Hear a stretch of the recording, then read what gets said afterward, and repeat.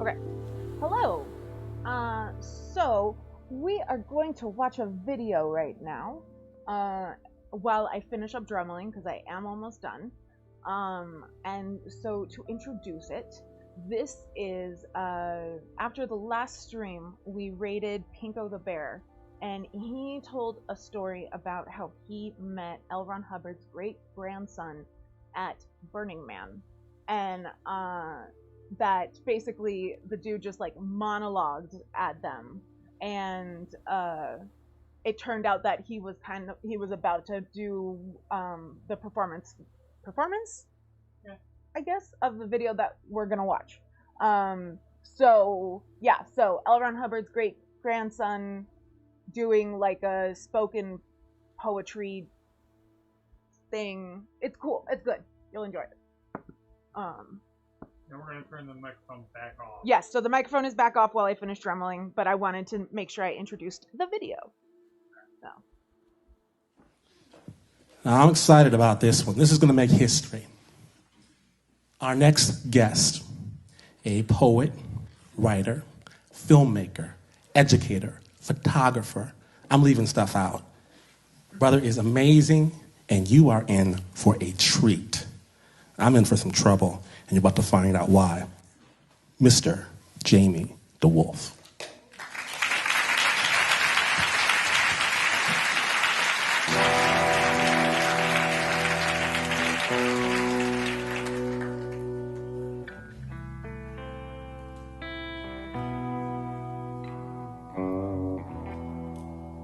Every family has their black sheep.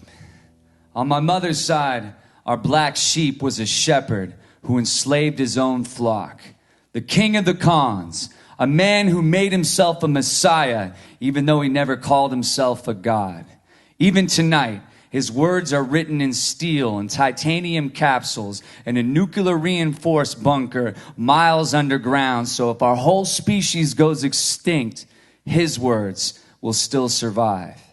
He was a subject we never talked about at the kids' table at family reunions, but he was my great-grandfather, L. Ron Hubbard. Lafayette Ron Hubbard. He was born a storyteller, a science fiction writer, a golden-tongued grifter who could write a book in any genre while the publisher waited downstairs in the hotel lobby. Just another name on dime store pulp mags, paid only a penny a page until 1949 when he said, "You want to know how you really get rich? You start a religion." A year later, he kept to his word, wrote Dianetics, transforming science fiction into fact, until you could pay to flatline your mind for a fee. Overnight, he went from pennies to a profit, until the world demanded to see his evidence. But L. Ron knew if you don't have facts, all you need is faith. So he turned his science into a religion, and Scientology was born.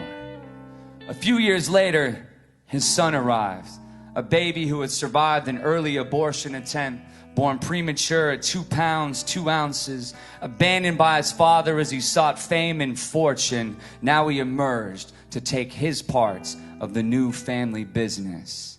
He was my grandfather, L. Ron Hubbard Jr. Carrying his father's name in his red hair, Junior became his right-hand man and was a devout disciple and a believer, helping him to construct the church. And it took him years to realize he was only another accomplice. Trained in the arts of electrified hypnotism, blackmail, and beatdowns, he learned to hide his crimes behind his charisma. And it took him a decade to see the holes behind the holy, the man behind the myth, his father. Stuffing thousands of dollars in a shoebox he kept secret underneath the bed, his father. Burning incriminating documents before dawn, his father. Escaping criminal charges as he ran from state to state as Junior watched his family and friends' brains washed, banks broken. Sickened by what he had seen behind the curtain, in 1959, Junior left. But his father always understood retribution better than redemption, and he stalked his son with wiretaps, break-ins, and death threats. My grandfather coming home to photographs of his children in his mailbox, playing on playgrounds, alone and unguarded, to remind him the eye of the pyramid never blinks. While every one of my aunts and uncles were taught how to use a gun, the son forced to live like his dad, permanently on the run until he changed his last name from Hubbard to DeWolf. A lie to protect him from ever having to tell the truth. When your father has created a religion in your lifetime, there's no sun big enough to ever escape his shadow. But there's a thin line between prophecy and psychosis, and the barefaced Messiah ran from countries and criminal charges, an international outlaw on a ship, escaping extradition, his sanity slipping as he started confusing his past from his fiction, until one day he vanished before a courtroom or a jail cell could ever make him real again. Junior, now buried under debt, tried to flush his father out of hiding to write him a check. So he litigated the Holy Ghost to prove he still had flesh. The son took his war public to scrape the idol's gold down to rust. Junior, now a dying diabetic with an amputated foot, buried and battered from a decade of lawsuits against the man who carried his same name, until the day his dad died in hiding, cremated the next morning, leaving only a legacy of ashes. The church gave the son one final offer: arrest your tongue, swallow the truth for one final check, or you and your next of kin will face a lifetime of threats. So he signed away his silence and took his secrets and 2 heart attacks to his grave. Another victim the church stopped pretending to save. On Thanksgiving, in a house a self-made God paid for, his great-grandchildren never said his name. He was the one God we never gave grace to. One day, my grandfather led me to a bookshelf and showed me volumes of his father's works. And he said, "Your mom says you want to be a writer. Well, don't believe everything you read, but believe everything you say." I never met the man who gave me my red hair, the manic depression still twisted in the strains of my DNA, and the first time I saw a psychiatrist, when he asked me if mental illness runs in my family, all I could say was yes. Yes, it does. When I told him my great-grandfather was a cult leader that enslaved the minds of millions, he accused me of having delusions of grandeur. What can I say? It runs in my veins. I've been in secret to L. Ron Hubbard Hollywood life exhibits, where his latest victim leads me on a tour of a life he never led, my family written out of existence. And this disciple will never know the legacy of lies that I still carry in my last name.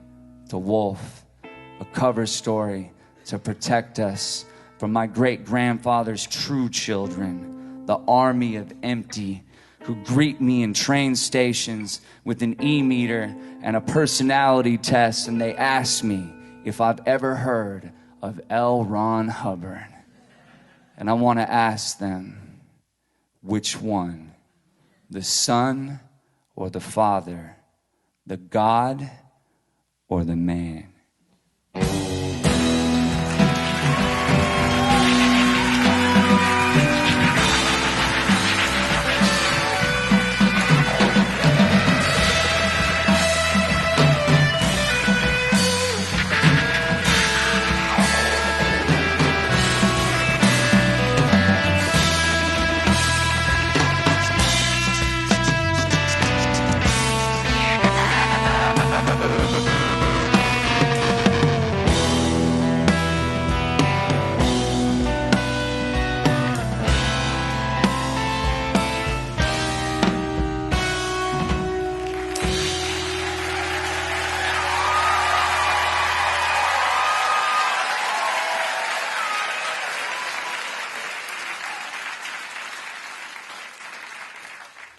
There we go. Is that better? Oh, hello. Oh, no! Hi, everybody. God damn it. Can you pick that up, please? I thought I was ready to go on. Okay. Hello. So, super cool video, right? Like, imagine watching that live. You're bumping the microphone Oh, all right. over the place. Sorry. Let her go. Imagine, like, watching that live and it's Burning Man, which means that you're on drugs. Stop it. Go. Rawr, No. rawr. She's angry because I was teasing her by using these. I know. Very cool. She definitely has goosebumps. That's what's going on. But yeah, I thought, like, when he showed us that, I was like, okay, I definitely have to watch or play that on Thursday. Hi. We're not friends right now. Hi. Hello. Okay, no, okay. Stop, Smeagol. You're destroying the audio. Yeah, I know. Okay, hold on. You're all tangled up, my love. There we go. Okay. That is fine. Okay. So, I'm just adjusting because it got moved. Sorry. Okay. This is our second day with microphones, everyone. Hooray. But yeah. So, day 2 of Scientology. I didn't really talk about L. Ron Hubbard's kids very much on Tuesday, I don't think. But that is mostly because he didn't really have relationships with them.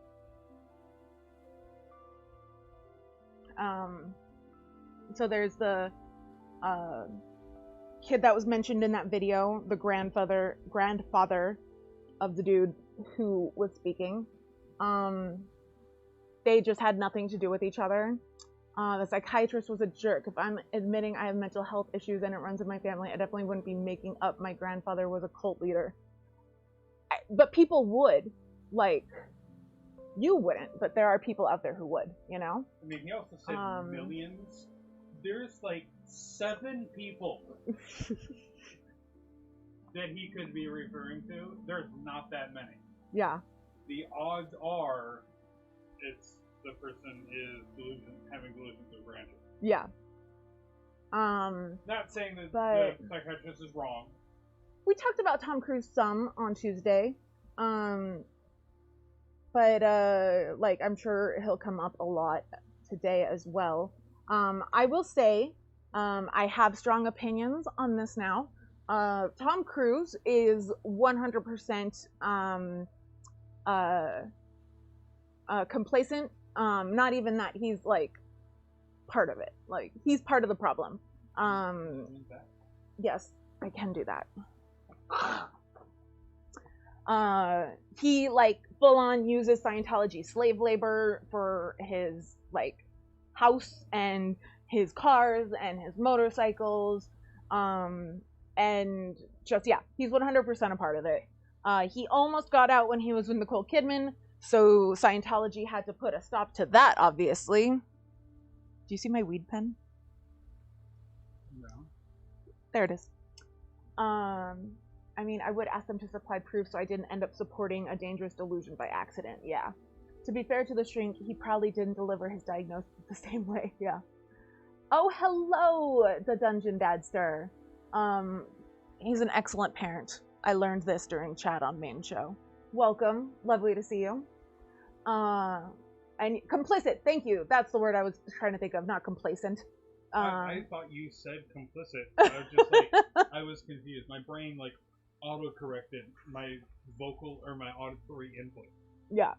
I don't diagnose on the first consult, as you shouldn't. Yeah. I took like a month of seeing different doctors before I got diagnosed, and like even then, like, diagnoses change and different doctors feel differently, and then it's like, okay, well, what medication do you react to favorably, and then that will have some sort of effect on your diagnosis or no diagnosis. There's there's a bunch of different aspects that go into it. It is like he's definitely oversimplifying for art purposes. There's no way that it would have been like that straightforward. But like, I can't even imagine what it would be like to like go through life as the great grandchild of L. Ron Hubbard, or like Jim Jones, or Charles Manson definitely has kids out there. Whether or not those kids know that they're his kids is a whole other thing. But there are definitely humans out there who are descendants of Charles Manson. Yeah, like, just wild to think about. Or Donald Trump. Does he have kids? I don't know. Yeah, oof. Cult leaders. But yeah, so Tom Cruise, 100% a part of the problem. Whereas with John Travolta, I think John Travolta is like trapped. I think that's why you don't see him as much, and why like he's quieter about it. I think like they have something on him. Although like there are people who are like recent defectors who say that is not the case, but like, very few people know all of it. So, yeah. But yeah, so I don't know. I feel bad for John Travolta. There's also the whole thing like, I don't know if any of you heard about like his son's death, but his son was, I should have like re-looked into this before starting today, but I believe he like should have been diagnosed with autism or something, and wasn't, so he wasn't getting like the help that he needed. And then, because like with Scientology, like psychiatrists are the enemy. Like legitimately, literally the enemy. Like they will write like fun skits for each other featuring like evil psychiatrists trying to take over the world and stuff, you know? Like the psychiatrists are to be feared. And like that's why they split up Nicole Kidman and Tom Cruise, was among other reasons, like the fact that she wouldn't become a Scientologist. Her father is like a really, really famous Australian psychiatrist, and so Scientologists couldn't have that happen. That and the fact that when he was with her, Tom Cruise started pulling away from Scientology, which made David Miscavige furious. And like Scientology, as I'm sure you are aware, focuses very heavily on celebrity, and that is straight from L. Ron Hubbard.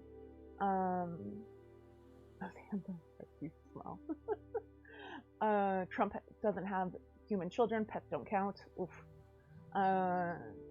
Like Trump's kids are like, they definitely fall into the category of like monsters I shouldn't have empathy for, who I do. Just because like we've talked about it, like they had no chance of not becoming monsters. It's just not possible. But yeah. I mean, it's going to be sheer fucking luck. Yeah, and like it's a matter of happening to meet the right person at the right time, and the odds of that happening are very, very low. And yeah, like someone who can see through the bullshit and help you see through the bullshit, that's a very difficult person to find. Not impossible to find, but very difficult. I had a psychiatrist tell my parents when I was a teenager that the only hope for me was an exorcism. Jesus Christ, Paige. So I don't know, some psychiatrists are very out there. I'm so sorry you went through that. That is so horrible to go through as a teenager. Yeah, that's not a psychiatrist. Yeah, that's definitely not a psychiatrist. That is someone that your parents hired. To be fair, psychiatry represents a loss of spiritual autonomy that threatens many religions. Yeah, definitely. It's religions generally don't want you to do a lot of introspection, because a lot of introspection will lead to questioning of just life in general, which will lead to questioning of them, and that's bad. And yeah. Exorcisms are not standard psychiatric practice since the dark ages of feudal Europe. Yeah. I don't know if they were standard psychiatric practice in feudal Europe either, because I don't know if that existed, like, as a concept. But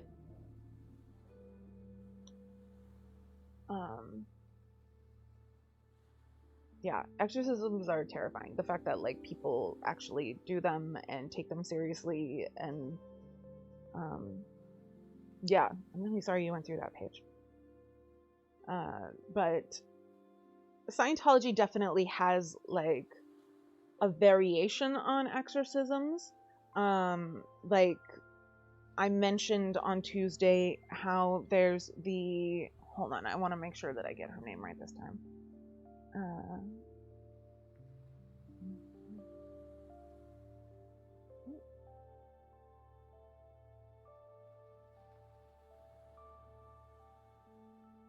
Lisa McPherson. I'm gonna say McPherson. Lisa McPherson. Somehow Scientologists make actual exorcisms seem tame. Yeah. So I got into her story a little bit on Tuesday. But like, so basically what happened with her was she was involved in a fender bender, basically. And by the time like emergency services got there, because they were requested, she had taken off all of her clothes and was walking down the middle of the street.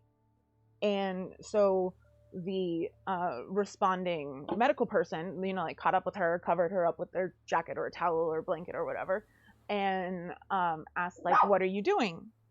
Thank you. The roommate is home, everyone. Religion is... Oh, hello, Butspot. Because mind control demons aren't wacky enough, they need to be from space. Yeah. Greg Locke is telling his followers that autistic children are demon possessed. Oh. Yeah. Yeah. I forgot about that. I definitely know what you're talking about. I'm sorry that you had to deal with that. Rough Iron said but Locke is good. Said hi. I think she has her headphones on right now. Religion is the tool of oppression that currently has a stranglehold on 97% of the global population. It is clearly man-made. Yes. I have very strong feelings about religion. I was raised very extremely Catholic, and was very extremely Catholic myself until 2008, when there was something called Prop 8 that happened in California, where they were trying to take away legalized gay marriage. And it was just the most disgusting, hate-filled, bigoted thing I'd seen up until then. And basically was like, I can't be a part of like a community that does this. Like, they're accepting me, but only because of like this thing that shouldn't matter, that they're making matter. And like at the time, my sister wasn't out yet, so like I couldn't bring up, you know, like my sister. But yeah, so I left religion, and I am now to this day still like deeply uncomfortable with organized religion in general. When you throw in like extreme cultism, that just kind of heightens that a bit. And Scientology is just, it's a cult. Like, that's what it is. I kind of feel that way about Mormonism, but I like generally most religions can be described as cults, you know? And it kind of just depends on how you interpret the meaning. And yeah,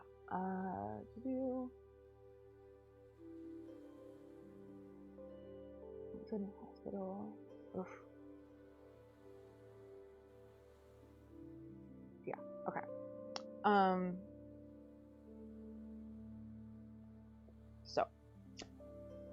Oh yeah, so Lisa got in this car accident and had taken off all of her clothes and was wandering in the middle of the street, and the emergency personnel caught up with her, and they were like, what are you doing? Why are you doing this? And she's like, because I need you to pay attention to me. I need help, or something along those lines, something similar.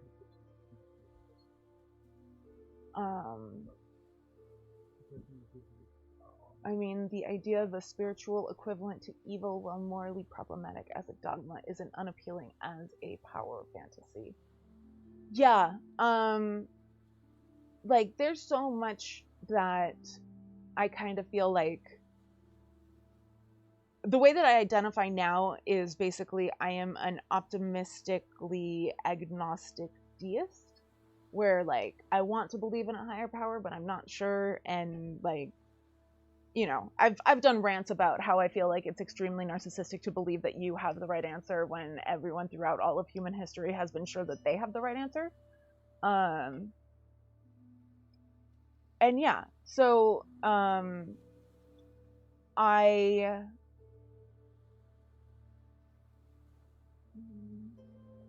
very much also need to believe, like, I need there to be a hell. I don't know if I believe in hell, but I need it to exist, simply because of all of the evil in this world that does not get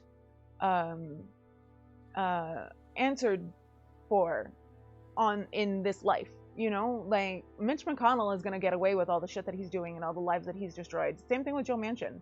Like, they're just going to get away with that.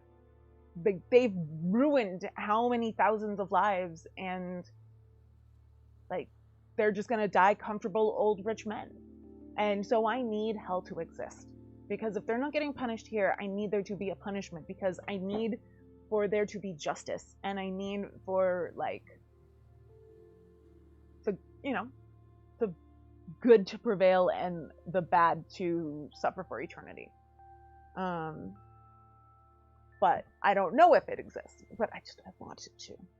I do have to say that the one thing that made me go, if God is real, he is proving himself now, when Greg Locke's church and equipment was destroyed during the latest deadly tornadoes. Oh yeah, that was nice. And aren't they the one of the ones who like to say that, like, tornadoes and stuff are God punishing the gays? Gotta love that. My favorite was the one that watched it. I think COVID was Oh, there's been multiple of those. Producer Brian says the preachers who say that COVID is a punishment from God and then they die of COVID. Beautiful. I don't know if there's a God or not, but I know man has no answer in that department, especially the modern forms. I was considering doing a stream video series on just the amount of progress lost due directly to religions. It's a lot. Oh my gosh, I think about that all the time.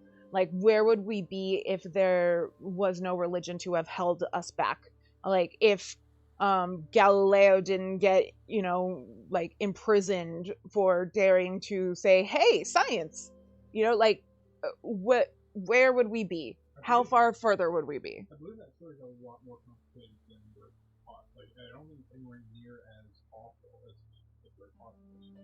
So I think we should go back over that. Okay, well, then Copernicus. Any of the other millions of people who have suffered because of religion and daring to speak truth to religion. That wasn't your point you're drawing. Like, I think that I heard some of that example.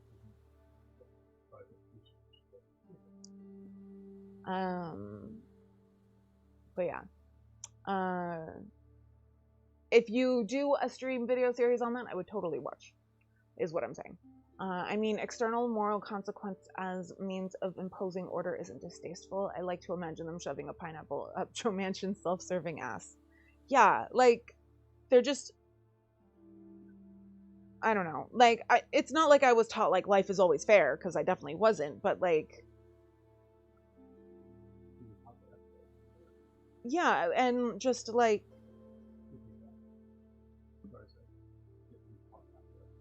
taught the afterlife was fair. Yeah, that I was taught as a Catholic that the afterlife was fair, and so there was just always a sense that, eventually the good will be rewarded and the bad will be punished. Like, even if it doesn't happen right now, it's going to happen at some point.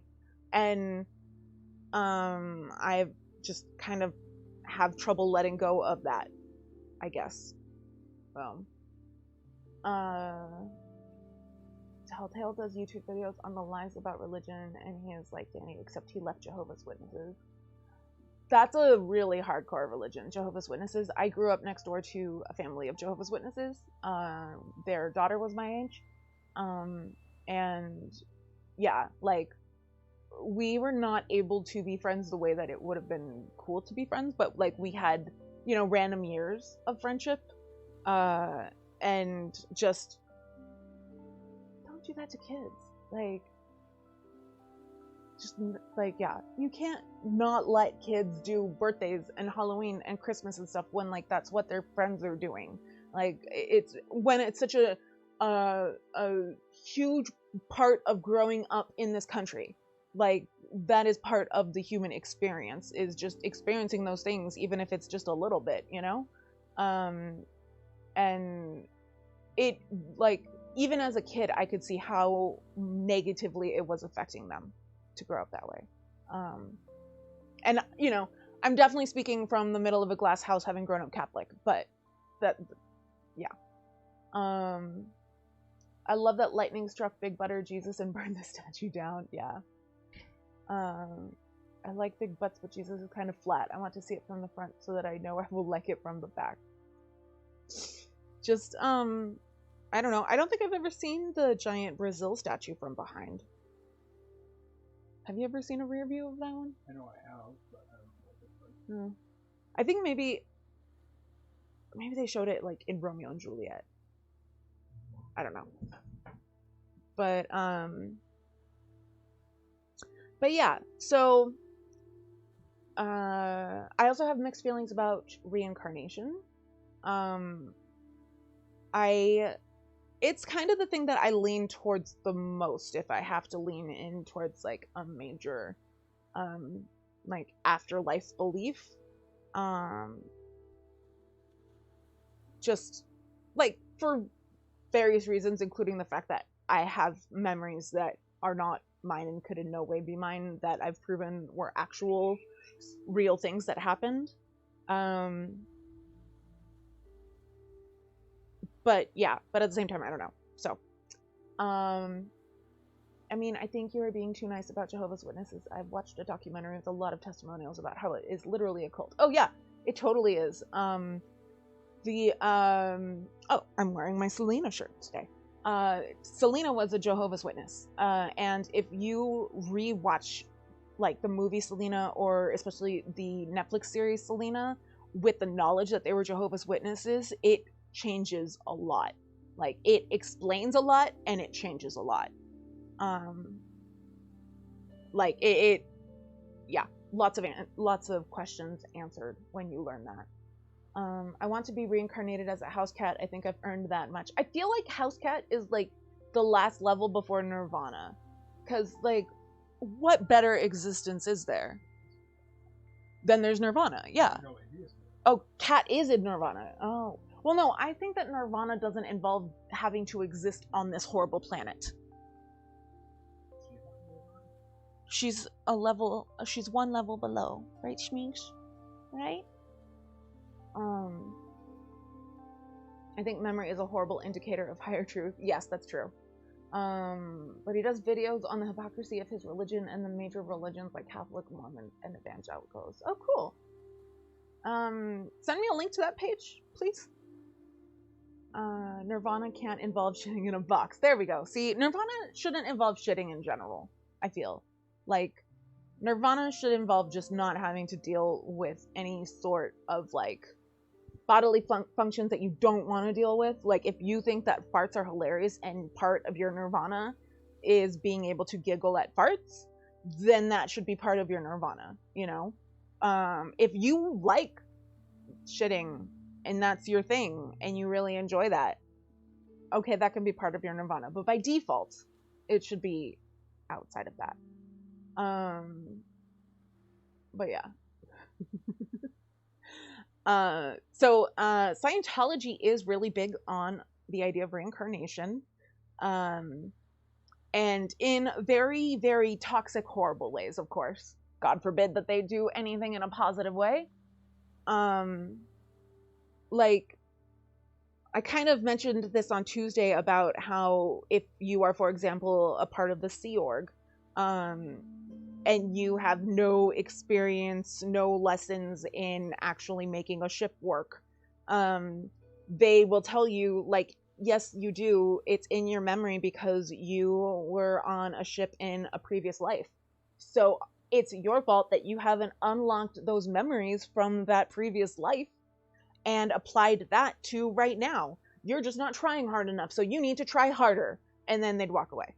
And that would be for anything, like not just like running a ship, but like still to this day, it's like if you are pulled to be a part of a film crew, you are expected to just know how to operate whatever it is that they put you in front of because you did that in a previous life. So you have that information, that knowledge. Yeah.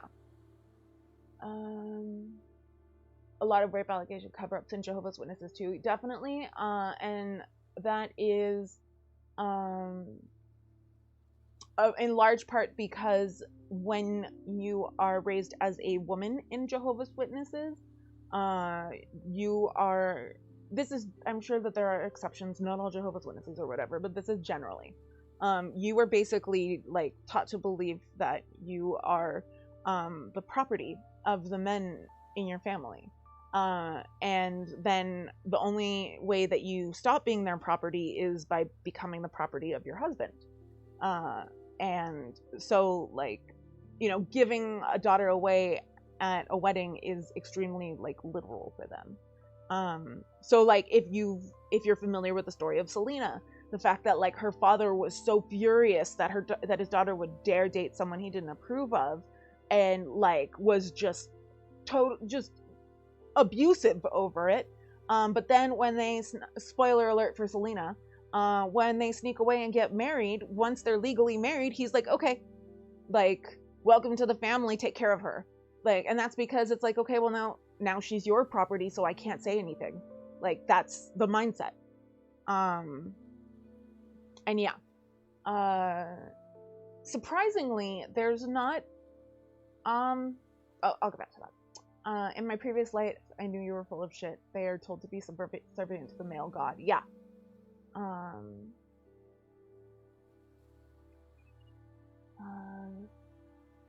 Can you open that link so that I can watch it later? Or look through it later? Yeah. And the males in general. Yeah, the men in the religion are kind of just seen as, like, extensions of God. Which, like, what man doesn't think he is? Or whatever. Boomer humor. Not all boomers, I know. But yeah. So. Got some new fan art. Let's see. Thank you. Seriously, if God has a gender at all, it's gonna be a fucking rainbow. That's so funny. I try to always say she when referring to God, just because, like, if God has a gender, like, what's more likely? Let's be real. And for a very, very long time, like, humanity in general was, what's the word that I'm trying to think of? Where it's a female god. What's the word? Like, when a society worships a female goddess. I'm blanking on the name. You're not helpful.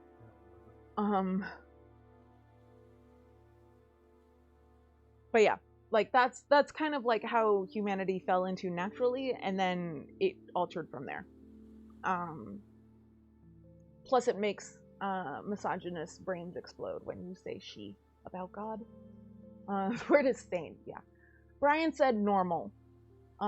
They have to report their rape only to the men of the congregation, and they need witnesses. Yeah, that is unfortunately common, honestly.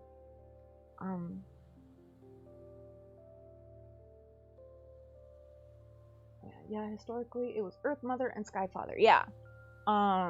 And, like, it was kind of seen as, like, women could perform miracles by giving birth, and creating life. And it was only when the math was done and men realized that, oh, they had something to do with it too, that shift started. And it wasn't, it wasn't all at once, obviously, because that's not how power shifts work generally. At least not without, like, a war. Okay.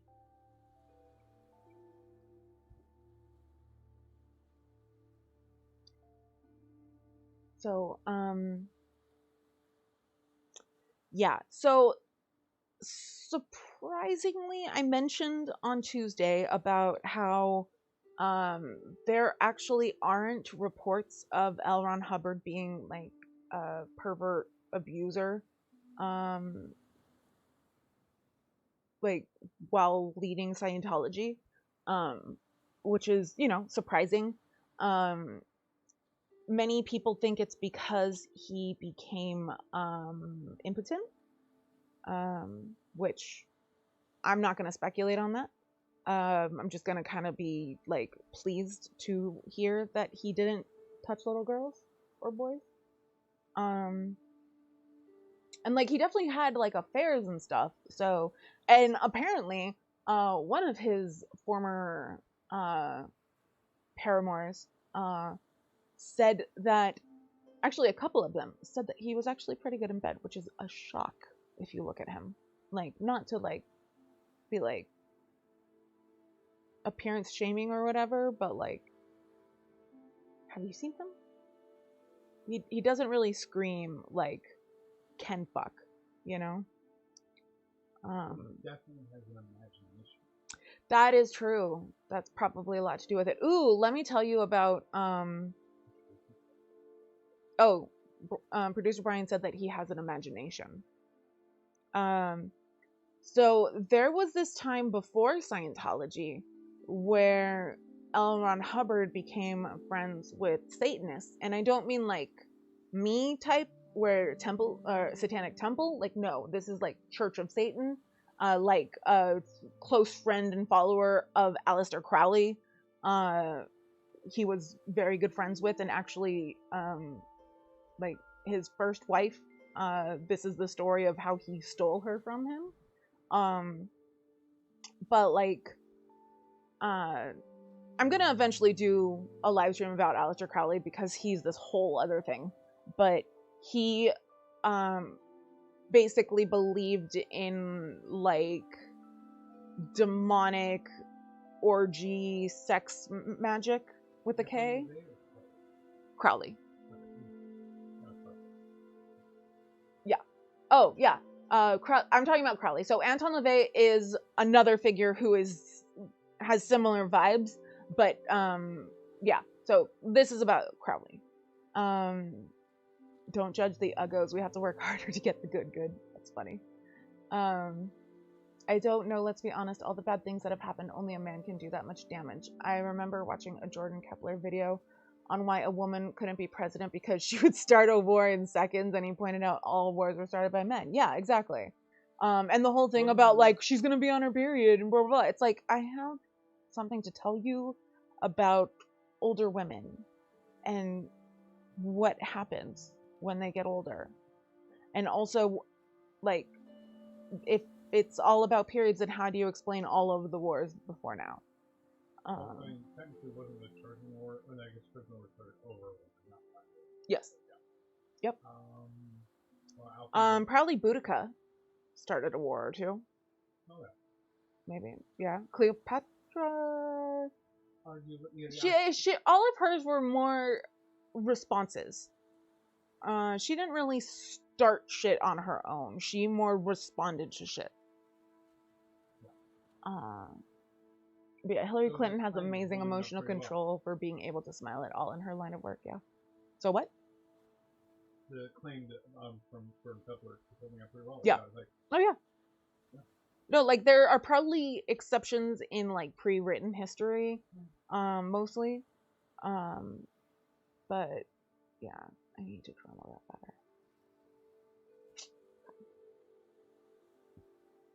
better. Here is Ben, by the way, with the long hairs. We did a little windswept look just to be fancy. I help.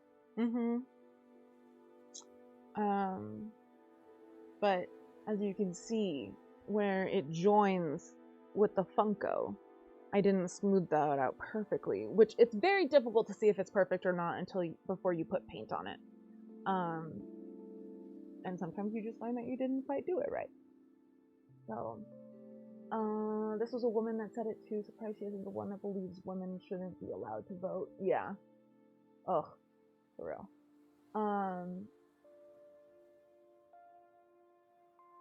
But yeah. I started out talking about Lisa McPherson. Eventually. Oh my gosh. There is so much to Scientology. Like, I cannot tell you the amount of research I've been doing.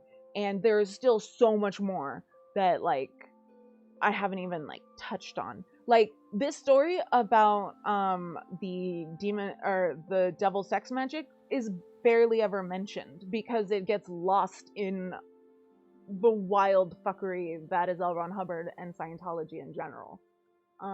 Is suspect any person that rises high enough to reach the real levers of power would end up just as bad.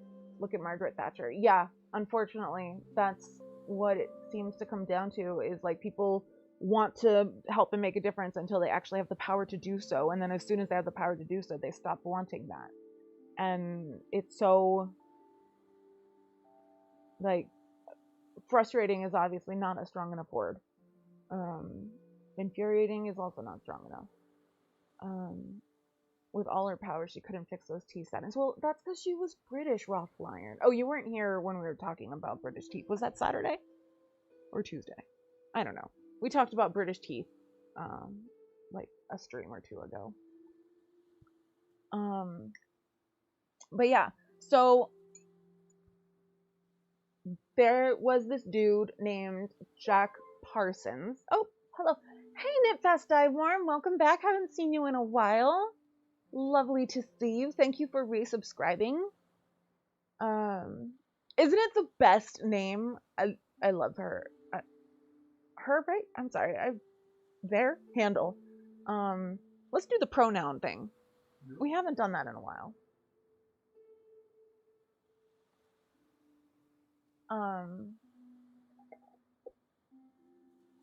Yeah.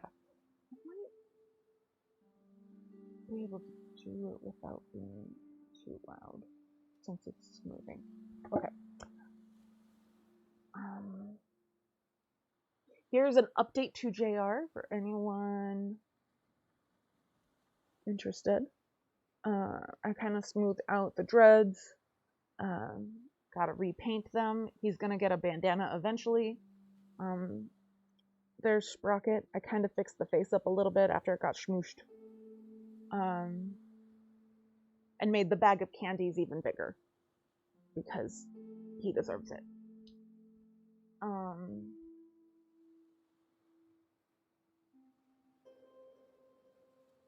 Yeah.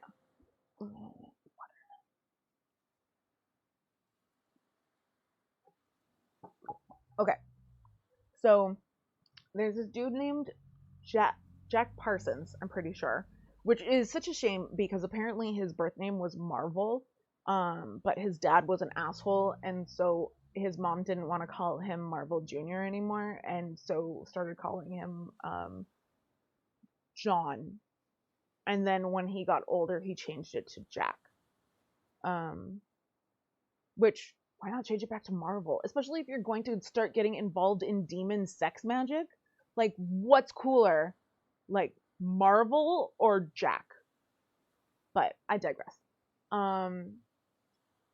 Boring story short, I had to put my phone to bed for 8 hours a night to earn points so my insurance wouldn't go up next year. It's dumb but money. That is super dumb. I don't like that at all. That's some, like, boomer mentality. Like, if you put your phone down for 8 hours a night, you'll drive better. The fuck? I don't care for that. It would take But 10 minutes to work without that. yeah, right. Can you adjust the Smeed cam? But yeah, my beagle has all the sweaters and will surely be warm until the end of time. Somebody here doesn't like being forced to wear clothing. She gets very upset when that happens, and will often refuse to move at all. I'm talking about producer Brian, obviously.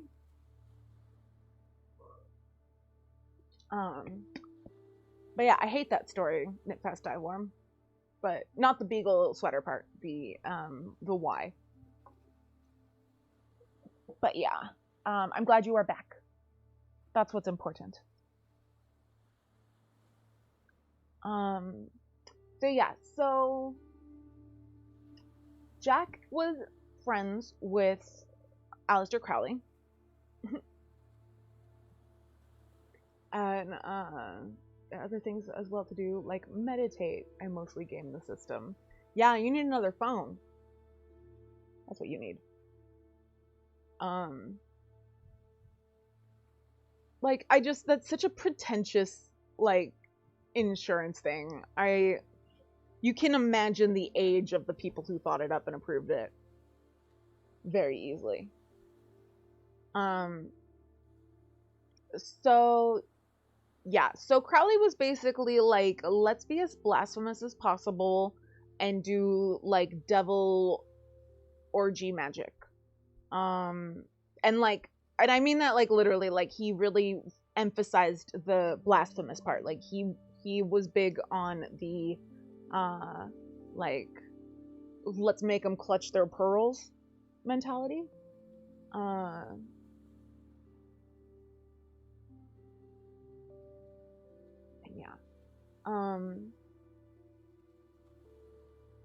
So they became friends, and then Jack kind of like split off to do his own thing, and I believe they were in London, and just had this like house and group of people that would meet at the house, and they would have their orgies, etc.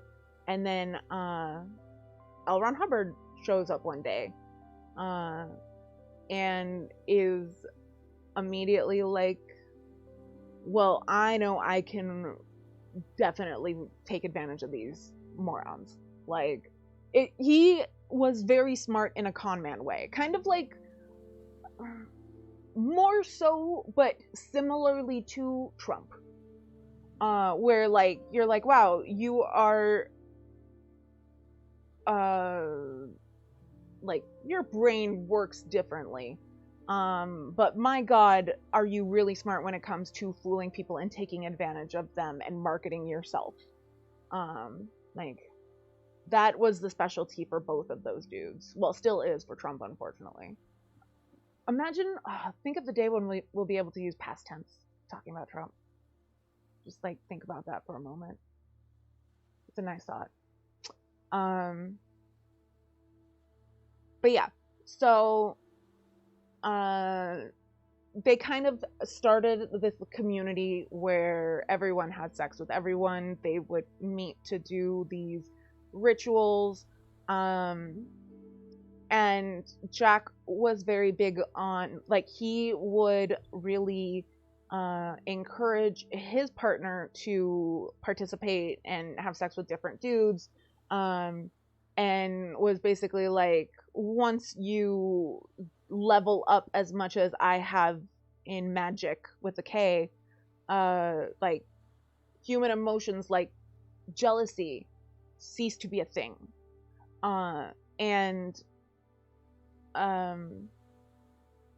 So yeah, so they were doing their thing. L. Ron Hubbard found them, joined up, and L. Ron and Jack were decided that what they wanted to do was create the Antichrist.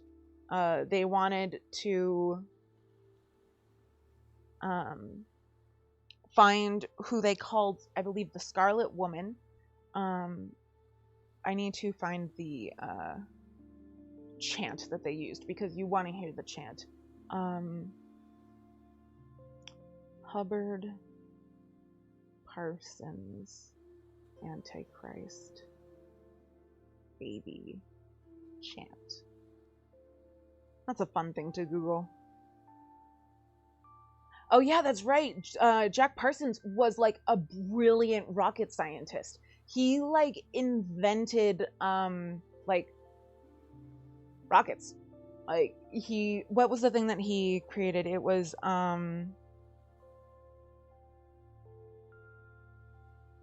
like a condensed fuel thing. Basically the thing that makes fuel for the spacecraft to go.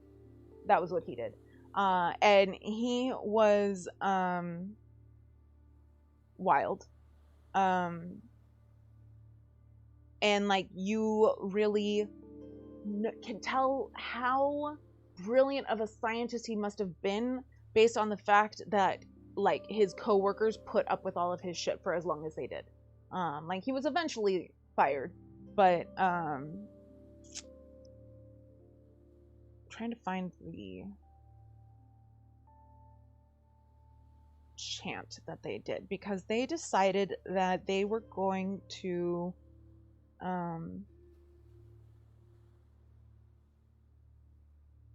create the Antichrist, and so they had to find the Scarlet Woman.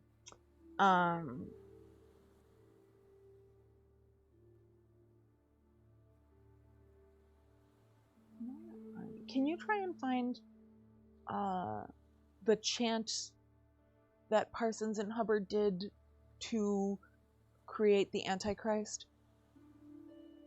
Jado bottles. Solid rocket propellant. That's what it is. Yes, thank you. So he created that and made like space travel possible. And like apparently he would like want to do like chants and stuff over his work before proceeding and stuff. And his coworkers like kind of just rolled their eyes, but like put up with it, you know?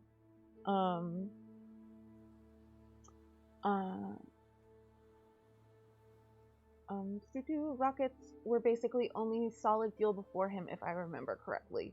Yes. Yeah.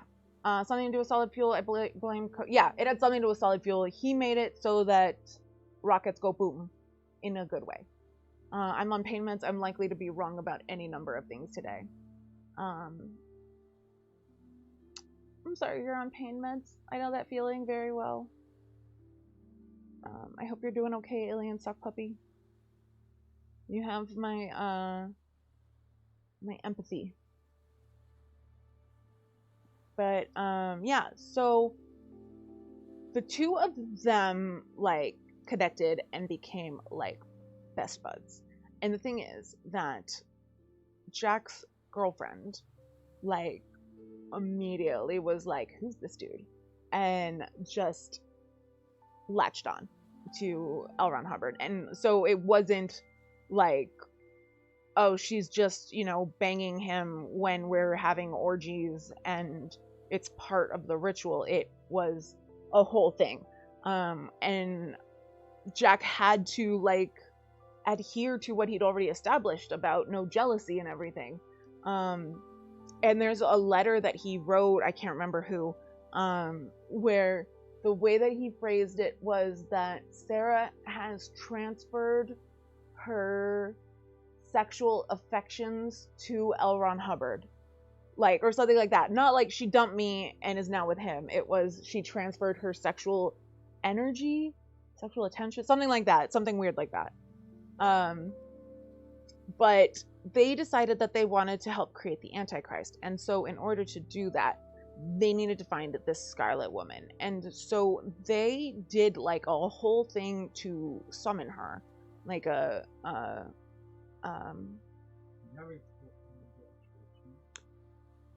it's such a good one though. Babylon working. Yeah, because it's like, because I heard it repeated in a couple different things, so I know it's out there. So the woman actually enjoyed sexual liberation. I know. Shh. Don't tell anyone. They can't know that women are also able to enjoy sex. Better than no pain meds for sure. Yes, definitely. Pain meds, sock puppet. Scarlet Woman. Yeah, I'm trying to remember. I can't remember. There's a lot in here. But yeah. There it is. That's it. That was it. Glory unto the Scarlet Woman Babylon, the mother of abomination, that rideth upon the beast, for she hath spilt their blood in every corner of the earth, and lo, she hath mingled it in the cup of her whoredom. I think, was it the full thing? I think it was just that one part, but let's see what the second part is. With the breath of her kisses hath she fermented it, and it hath become the wine of the Sabbath, and in the holy assembly hath she poured it out for her worshippers, and they have become drunken thereon, so that face to face they beheld my Father. Thus they are made worthy to partake of the mystery of this holy vessel, for the blood is life, is the life. Yeah, so it was just that first part. So, it was funny because some of the podcasts that I listened to, they tried to like actually do it like in unison. It's really hard to do that in unison. My brain, by the way, translated life into reality. That's like the gross whiskey. Yeah. Okay, cool. So that was the enchantment or the invocation that they chanted before, I guess, banging her. Magic spell. Yeah, the magic spell. There we go. And there was another spell that they did in order to find her. So like they met up one day and like cast a spell in order to find this scarlet woman who would be the one to birth the Antichrist. And like they went like back to, I don't know, Parsons' house. So they went back to like where they were staying, and there was just like this woman like sitting outside the house, just like waiting for them, and she was redheaded. Ooh. And she was basically just like, hey, like I want to join your thing. And they were kind of like, oh, ooh, you know, and like I really wish I could have been a fly on the wall for this, because it must have been interesting. But they were basically like, how do you feel about giving birth to the Antichrist? And like basically just like check to see if she would be down for it, and she was. So they like proceeded to try and give birth to the Antichrist. And yeah, so that's just a random chapter of L. Ron Hubbard's life, where he tried to help the Antichrist be born. I am not sure whether or not he succeeded. I can look into that later and get back to you.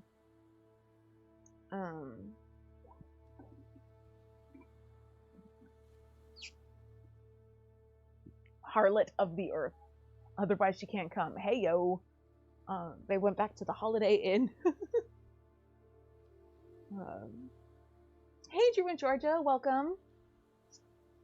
Enjoy your lurking. Okay. I need...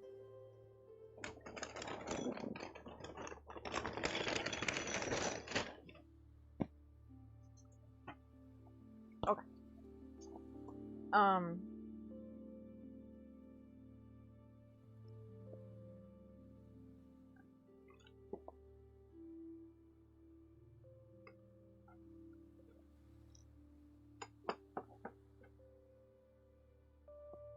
Give me 1 second while I find what I need. J.R. Maraca.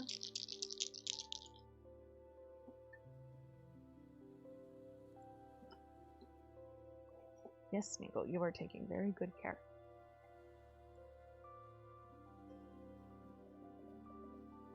Okay. So let me go back to Lisa McPherson, because I keep on not telling her story. So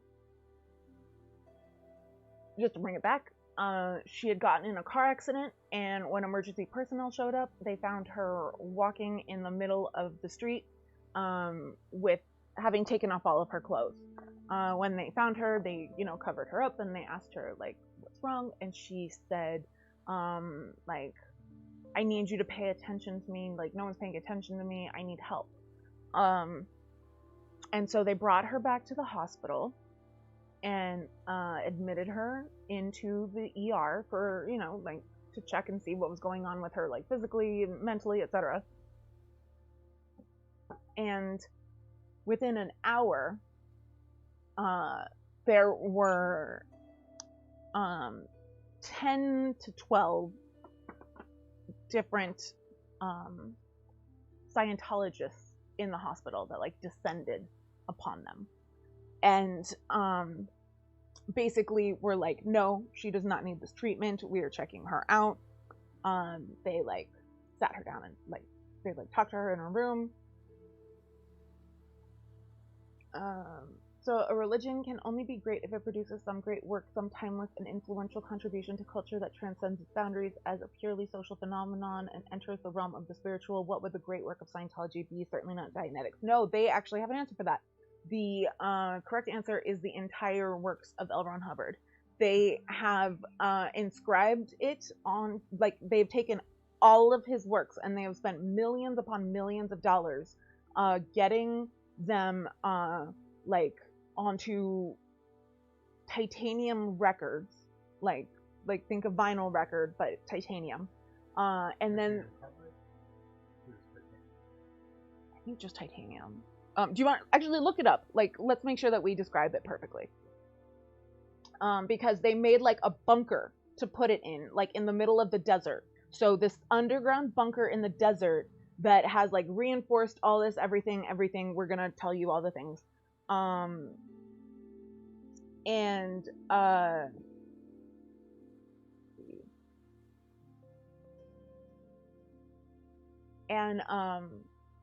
Like the idea is that like when humanity is wiped out, like they'll still be able to find, like whoever comes next will be able to find all of his works.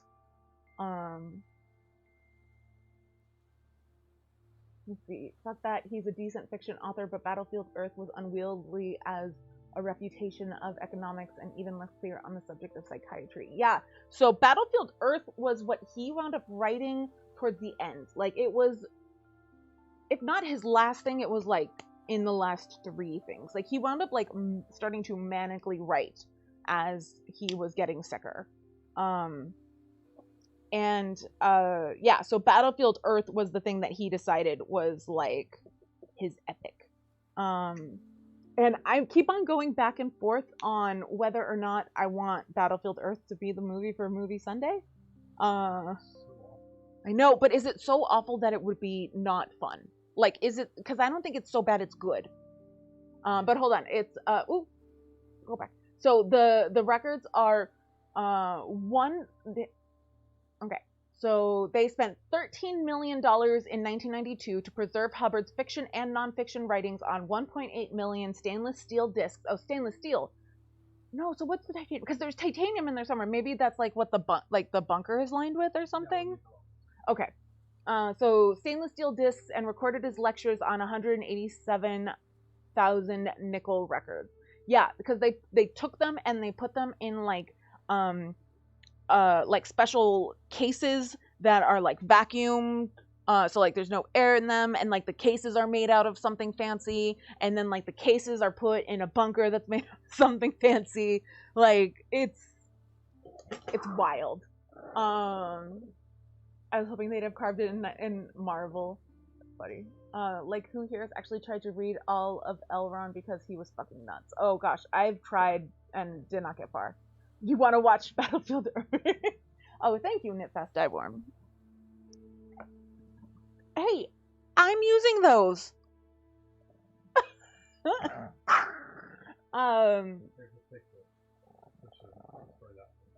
Okay, hold on. This one is slightly destroyed already. Let go, let go, let go. Look, right here. Take this one.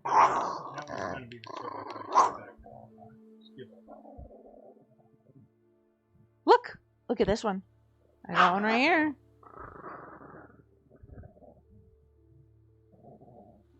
Look. Do you want this? Hello, Atomic Elbow. Hey, Atomic Elbow. Thank you.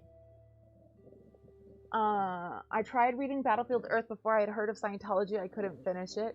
Yeah, I don't think I ever tried reading Battlefield Earth. I think my dad did, though, and I think he managed to finish it somehow. It's not a great book, no. Hello, Atomic Elbow.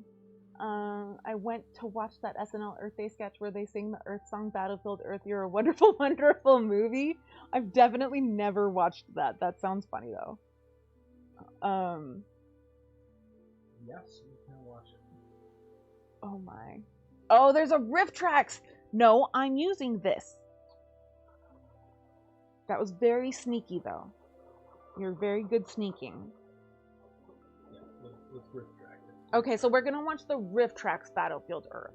We can definitely do that. So Sunday night, 9 o'clock on the Discord, we're gonna watch Battlefield Earth. Can you link the Discord? Hey, Jess! John Travolta movie is weird. Yeah, I remember watching it. Like, I very clearly remember watching it, but I don't remember it. Like, I remember the act of sitting in a room with my parents and my sister watching it on New Year's Eve. I remember everything about watching it, but I don't remember the movie itself, which is just weird. Come on, I need you. Ugh.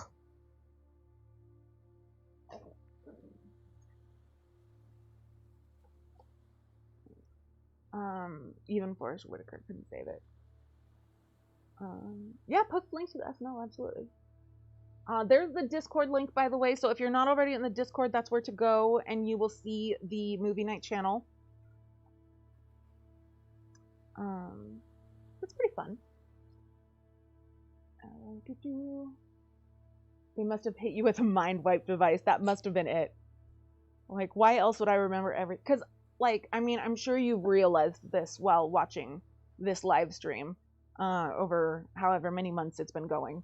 But I have a very odd memory that works very weirdly and unpredictably, let's say. But I'm pretty good at remembering movies generally, but I guess not that one. That's more blue than I wanted. But yeah, so the Scientologist descended on the hospital.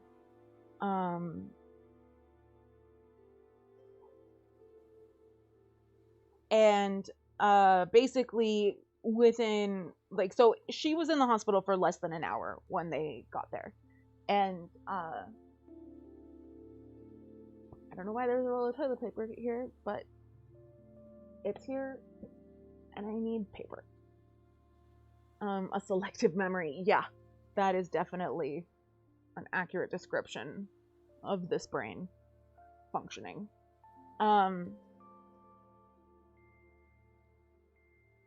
So they got her to check out of the hospital against medical advice, and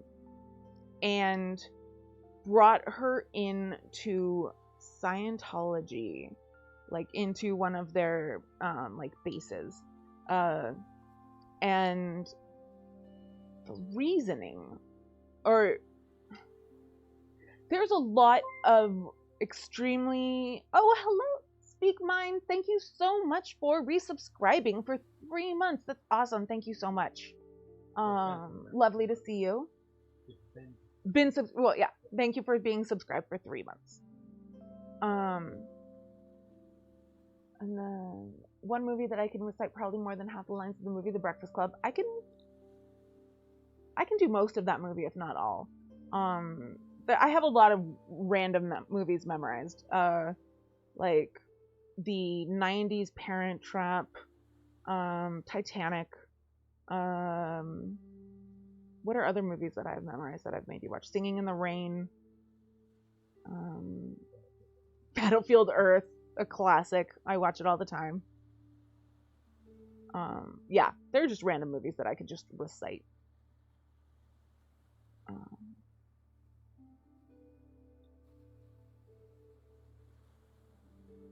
Yeah.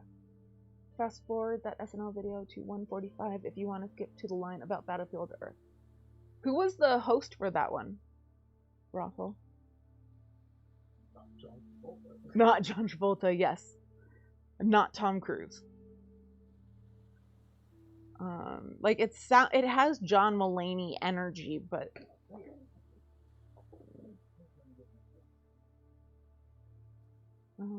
Three Amigos is wonderful. I love Three Amigos. Die Hard, I could probably do most of Die Hard, if not all Die Hard. But I can do a lot of Three Amigos.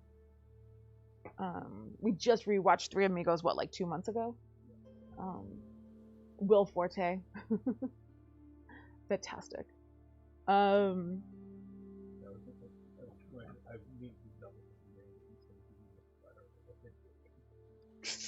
Jake Peralta, yes.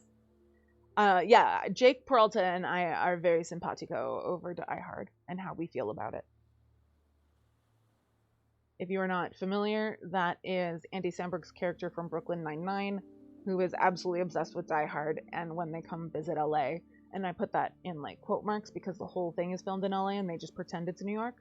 But they come to LA and he's all excited to see every Die Hard location, like even like the baggage claim from the beginning of the movie and stuff like that. It's very funny.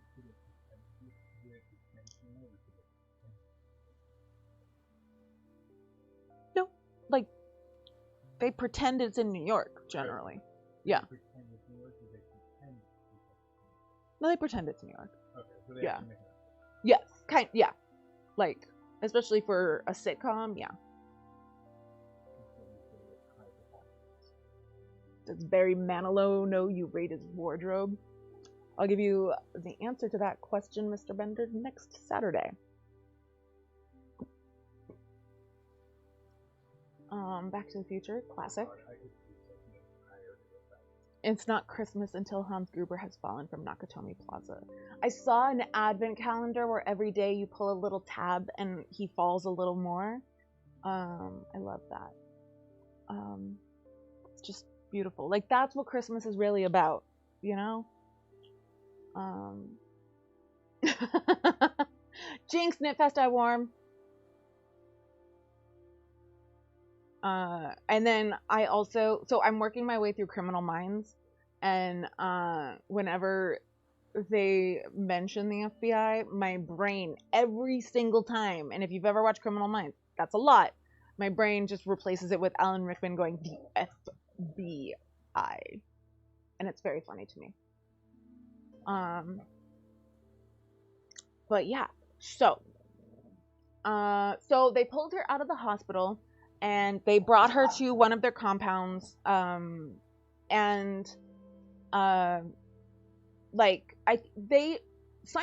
is designed to make no sense. Like, even when you're in it, there's a lot that just doesn't make sense. Like, they use so much terminology and everything. Excuse me. And if you are not in it, it is next to impossible to keep everything straight. I do my best. I will also say that I now remember how to pronounce Thetan, which is what they call, like, the closest description is, like, your soul. And it's Thetan, and I can remember that now because a podcaster said it sounds like Mike Tyson saying Satan, and I hate making fun of any sort of disability whatsoever. But Like Mike Tyson leans into it. yeah, Mike Tyson really, really leans into it, and then like on top of that, that's hilarious. So now you know how to pronounce that too. It's Satan. Like Mike Tyson would find that. Oh yeah, Mike Tyson would laugh at that so hard. They never explain the relationship between that special electric device test and anything else in the religion.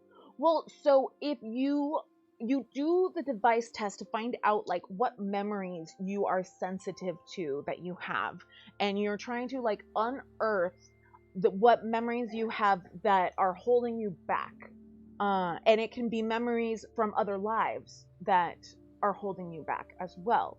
And like, so each time that you find a memory that's holding you back, God, what are they called? It's a random bullshit name, like emotes. It's not emotes, but I'm gonna call it emotes. So, because it doesn't make any sense. Engram. That's it. It's engram. Okay, engram. Getting punched in the head repeatedly is a disability. Well, is that why he has a list? That's not just like a thing? Because if so, then I'm not gonna feel bad about it at all. But I mean, getting punched in the head would be. That does cause a disability. Yeah. What do past memories have to do with how wet your hands are? Hey yo. But yeah, so okay. So when you find out so, and it can be something huge, like I just realized that one of my parents abused me, you know, like something like that. Like I just remembered that. Or it could be something like this one time in junior high, so and so didn't say bye to me, or you know, like it can be anything. Or it can be like in my past life I crashed the buggy or something, you know, like yeah. So you are finding out what those things are and how they're holding you back. And then what they do is they try to make it so that they have no power over you anymore. And one time at band camp, yeah, you are a deadly combination, the two of you, I will say. And so it's basically like, this is the memory that you are very sensitive to, and so they will try to desensitize you to it and any reaction that you have to it. So you're holding on to the soup cans, and they will like try to make you jump. So like, okay, jump scare warning here, I'm gonna make a loud noise. They'll go like, "Wah!" right? And like you'll jump, right? But then like the fifth time that they do that, you won't jump as much, and that means you're cured. So you've gotten rid of that engram. And you can now move on to the next one that's holding you back, and the next one, and the next one. And the abuse that happens here is my apologies, Armac. I was watching an interview with a man who got out, and he talks about how one of the things that they do is that they have children run the sessions, the auditing sessions, and you'll basically have like an auditing partner. And this isn't everyone. This is like, I think it's if you're in the Sea Org is when this happens. Like generally, if you like go in, you will see an auditor. You have your auditor, and that's like their way of keeping you from having a therapist. But in, I believe, the Sea Org, they will assign you to a partner to audit each other, basically. And so we're talking about the if you don't jump, you're cured. Sounds very scientific, right? What if it's soup? What if it's soup cans holding you back? Yeah, and every time you see them, it just triggers you. What was I saying? Oh, children. So they will pair you up. So you will be like an adolescent, and you'll be paired up with an adult. And the like content warning for abuse. And I'm going to call it sexual abuse, even if it's not physically sexual abuse. So, and this is to a child. So content warning for that. So he's talking about how he's 14 years old, and he is paired with this fully grown man who has been transferred over to them because they found out that he was a pedophile, and that they needed to cure him. And so they cured him by transferring him over there and pairing him up with a child to do the auditing. He was a predator towards little girls, and this was a boy. But still. And so the way that you are taught to audit is that you really have to dig into that memory. It's not just like jumping out at the person. It's also like, if you're talking about like how you cheated on an exam, you know, like they will like deep dive into that memory, and they will ask you like, what subject was it? Like, what was the test on? What was, you know, like which question did you do you remember cheating on, and like how did you cheat? And like they will ask you every nitty gritty detail and really delve into this memory, which is super fun if it's a really painful memory, you know. And you're not with any sort of licensed practicing medical individual.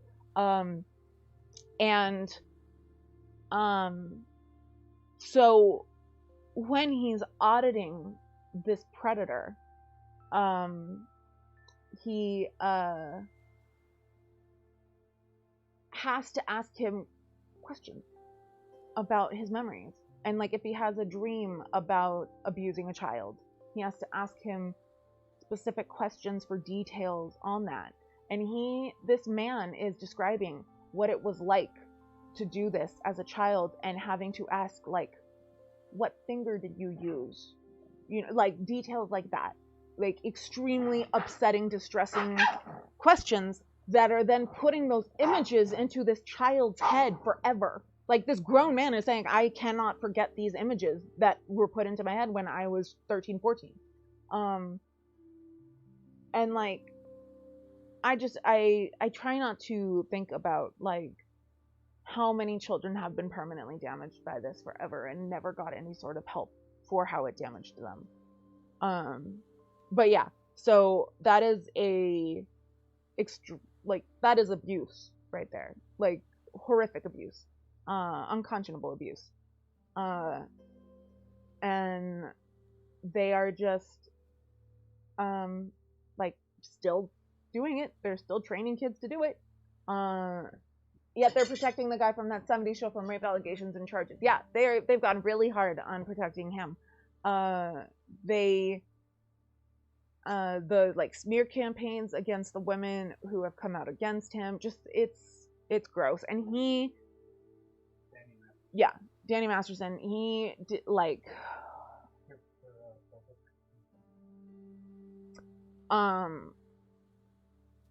yeah, that man did bad things.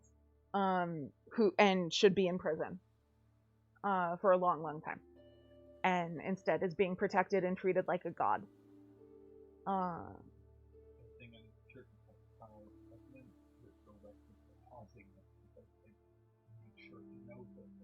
Why don't you just get put on a microphone?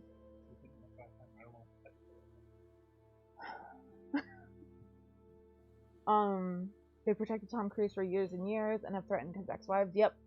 But are they training kids to do it, or are they training reincarnations of the great elders to be future? So that's the thing. The thing is that two Scientologists, like L. Ron Hubbard, just didn't like kids. Like that's very, very clear, and they are required to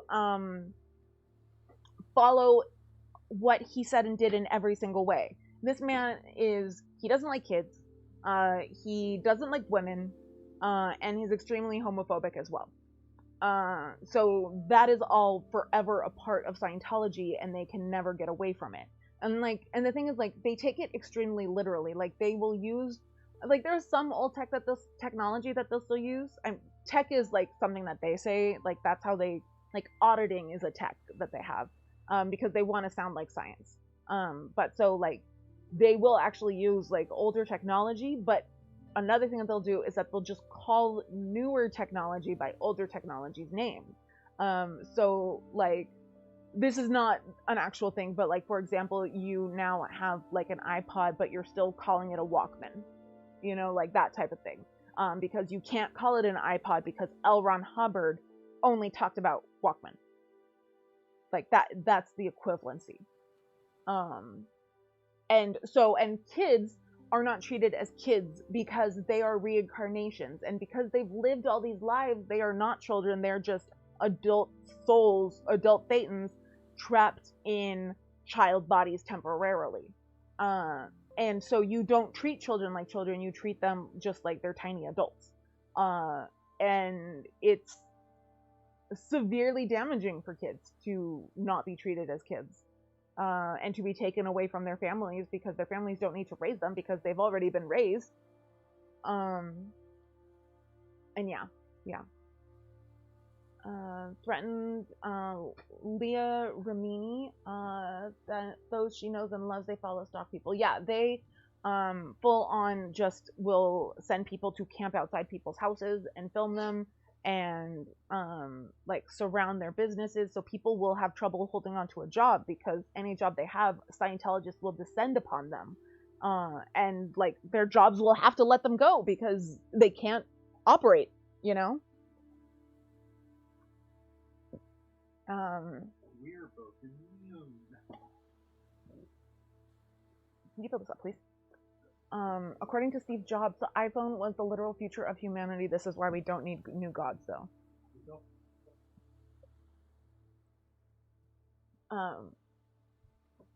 Yeah, Scientology doesn't believe in having children and will force women to get an abortion, or they have to leave for 2 years before coming back. Yeah, So you have to leave, like when you find out that you're pregnant, you have to leave, and then you can only come back basically like when the baby is old enough to be separated from its caregiver. Do you know where the TENS unit went? Do you see it? Yes, it's literally under her butt. Of course it is. It's always under the schmeegs. Yeah. But yeah. So, oh, it's not plugged in. So with Lisa McPherson, they took her. So there's, like if someone is having a mental health problem, there's a procedure type thing that they go through, that is guaranteed to not help and make everything worse. So they will isolate you completely. You have to stay in your room or whatever, and any attendants that see you cannot speak to you. So the only person that you will speak to at all and who will speak to you is your auditor, who you will see, I think, once a day or something like that. And then, like, yeah, so they brought her, you went to one of these offices. It was creepy. Like, you went to, like, where they do the stress tests and stuff? Is that what you mean, Speak Button? What am I missing? Seems like getting pregnant would be a loophole to escape. The thing is that these people do not realize that they need to escape. They are, like, willing in their minds. And, like, the thing is, like, people will go and file police reports to be like, these people are being abused. And then the church will go and get those people to sign affidavits saying, no, I'm not abused and I want to be here and I love it here. And then the police can't do anything because they have these legal affidavits saying that there's no crime being committed and that the people are wanting to be there. Like, that's the thing. And so it takes a lot to break through to someone who is in a cult mentality. And it's really interesting hearing the different things that get different people to kind of like snap out of it. I watched Going Clear. Yeah, that's a really good documentary. I really recommend Going Clear. And I think Going Clear, you can definitely find it on YouTube. And the other one that I found on YouTube that I really liked, that, okay, I don't know. Oh, of course, the keyboard's all the way over there. The other one that's really good that you can find on YouTube, because that's where I watched it, is called My Scientology Movie by Louis Theroux, which is Louis, and Theroux, I believe. I'll post a link in the Discord later. But that one is excellent. I really like Louis Theroux. He's a really good documentarian. He did one on the Westboro Baptist Church that's excellent. I really recommend that as well. I can't remember what it's called off the top of my head, but it's really good. Where he's actually like allowed access inside like the family compound and stuff, and like stays with them for a while, and it's really good. The people looked very robotic, I would imagine. Yeah. A lot, like in the video that I played at the start of the stream, like he refers to the people who will like guide him around the museum as like their latest victim, you know. Elizabeth Moss, I think she did grow up in Scientology. Yeah, I know she is a Scientologist. I believe that she grew up in it as well. A lot of people grew up in it, a surprising number of people grew up in it. And Documentator, thank you. Oh, you've seen Louis' stuff before? Yeah, he's great. I think I've only seen, those are the only 2 full-length things I've seen that he's done, but I've seen like random like vlogs that he's done as well. Yeah, I really like him. He's very good at what he does. So yeah, I'll definitely post that link later in the Discord if you have any interest in it. I'll post to both Going Clear and My Scientology Movie. But yeah, so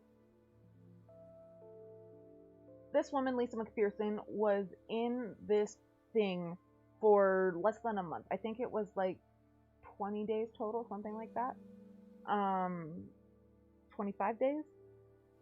But in that time, she lost 30 pounds. Like, her body, like, in some of the documentaries, they'll show, like, the morgue photos, where she is just covered in bruises and, like, just completely emaciated and just, like, unrecognizable from the photo of her alive. And yeah, like, and that's just kind of what, and when, the way that she finally did die was that there was something wrong. She was having some sort of episode. I can't remember if it was like heart or intestinal, because I've now like listened to so many of these stories, they kind of blend together. And needed to go to the hospital, and they wouldn't take her to the hospital for days. And finally, they realized, like, we have no choice and we need to take her in. And then instead of taking her to, the nearest hospital, they drive for almost an hour past like 4 or 5 other hospitals in order to get to a doctor who is a Scientologist. And when they get there, she's dead, basically. I think that like she had a light pulse, but she's gone by the time they get there. And to this day, there's protests and people wanting to like spread the truth about what happened to her. Like, she's become kind of like the representative of all of the people who have died that way,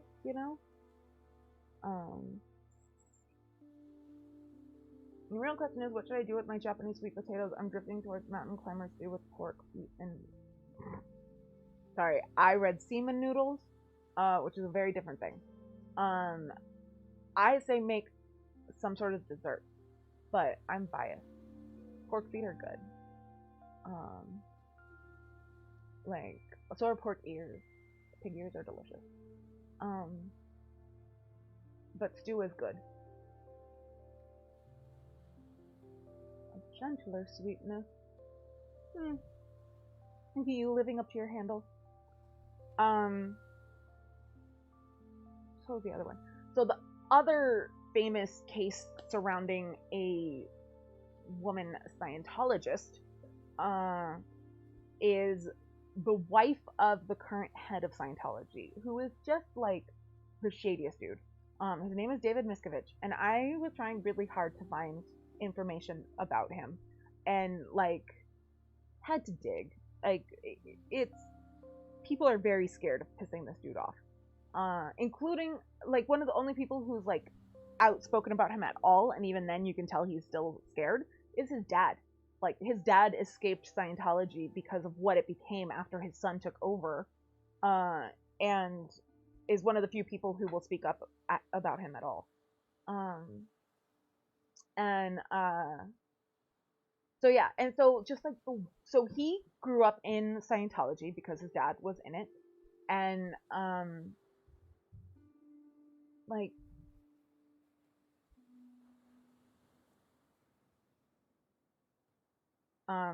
sorry, got distracted. Yeah, so like people who knew him as a kid in Scientology basically describe him as like a creepy little dude who was like really into it, like too into it, and was like a really enthusiastic auditor, which is not a good sign in a child. And yeah, and so the way that he took over Scientology is just wild. So L. Ron Hubbard was dying, and David had kind of worked his way up to be like technically in the inner circle, but like barely. And like L. Ron kind of just like tolerated him, like kind of saw him as like a kid who liked to tag along like a puppy, is the impression that I get from it. But as L. Ron was kind of slipping, David was just kind of like sneaking closer and closer and closer. And so basically by the time that L. Ron was actually on his deathbed, David just like swooped in and like fully cut in line, and like had done it like slowly and sneakily enough that people didn't realize what was going on until it was too late to stop him. And so the way that he like cemented it was that he took over the announcement that L. Ron had died. He arranged for this huge gathering of Scientologists in Hollywood, and like had this, you know, like giant event, and then came out and did a speech about how great L. Ron Hubbard is, and then says basically that like L. Ron Hubbard has like been doing so much research, because that's what he would call it whenever he was coming out with some new bullshit thing that you'd have to pay for. It was like, I was doing research, and like wouldn't elaborate, just I was doing research. And like realized that his body was like holding him back from his full potential in researching and learning, and so he decided to leave it behind, as he like, you know, like stuff like that.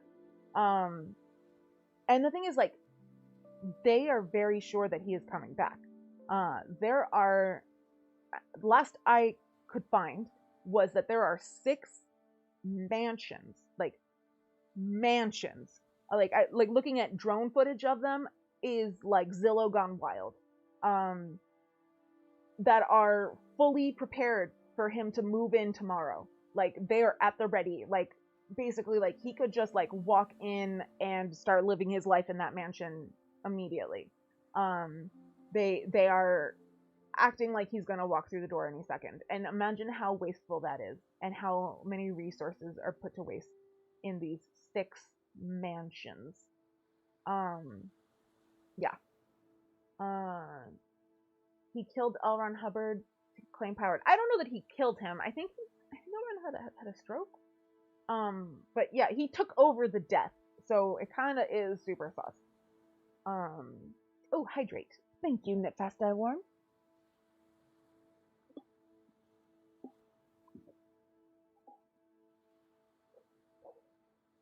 But concoct soup. Hey-oh.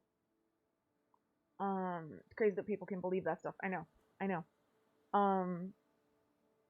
And like, Scientology has kind of like the same thing as Mormonism, where it's like, you have to believe all of it. If you don't believe all of it, you are not actually one of us. So you can't question anything. And they have like thought policing. I mentioned it on Tuesday, where like part of the auditing questions will be like, have you ever had a negative thought about L. Ron Hubbard? Like, have you ever, you know, like, it will ask you questions about your thoughts, and you can't lie. If you are a Scientologist, you can't lie in this. And so people are scared, like, I can't answer yes, so I can't think that. And they stop it. Was Tom Cruise at that event when his death was announced? Hold on. This might have been when he was with Nicole Kidman? I would imagine he was there, but I can't pull that fact out of my brain for sure. I would imagine he was there, but it might have been while he was with Nicole Kidman and not as heavily involved. They told me he has offices available for him. Yeah, they say offices. They're mansions. They're literal mansions. Like, imagine seeing a thing of like, this is where Tom Cruise lives, and like you see like drone footage of it. They have 6 of those for L. Ron waiting. And yeah.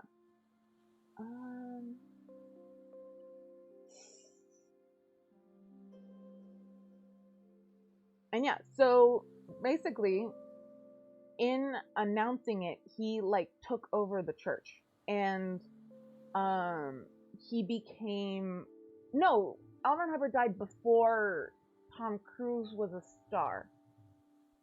Yeah, L. Ron Hubbard died like Tom Cruise was at the beginning of his career, if he had a career at that point. He died a couple years before I was born. Like in the mid 80s. So yeah, so Tom Cruise became a star after his death, which is why they would have been using him more after his death, is because he was. So when L. Ron was in charge, they were still like, John Travolta was the biggest yet that they had. But John Travolta was a Scientologist before he became a star, and so he attributes becoming a star to Scientology. 1986, the same year Top Gun came out. Yeah, so there we go. Thank you, Alien Sock Puppy. So it would have been like right before they would have been using him. He could have been there. Who knows? You know, because he would have been in LA, and I don't know if he was a Scientologist or not at that point. He might make a crash landing, so then he only has 5 mansions. That's funny. This is what Buttbot thinks I sound like. She butt-kid the butts in the butter to draw out the flavor and then added the sweet butt. Yeah. Is that wrong? Is that not what you sound like? That sounds accurate to me. I think Buttspot got it. Hi. You're very cute and suspicious. Oh, you want the bits? Yeah.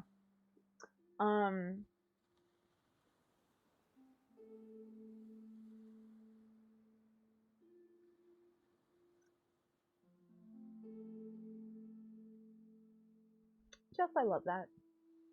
My grandma died a couple years ago, about 5 years now. And yeah, like, I hope that in 33 years I can still hold on to all that. Schmeegs or blueberry muffin? Is the Chihuahua or blueberry muffin meme? It took me a second. That's funny. She also looks like a loaf occasionally. And fried chicken occasionally.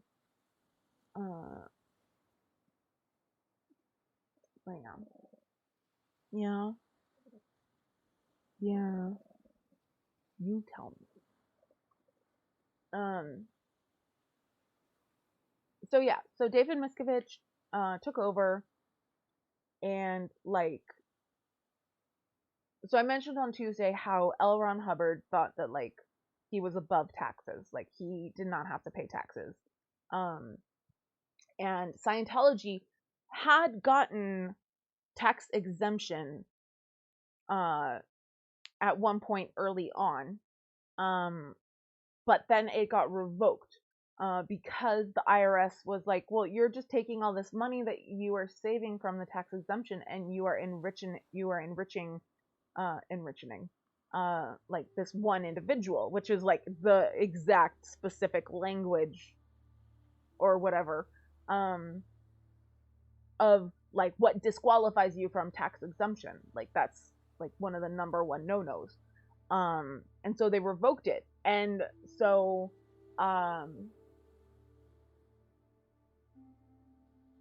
after he died is when David took over and was like, well, now he's dead, and so gotta give it back to us.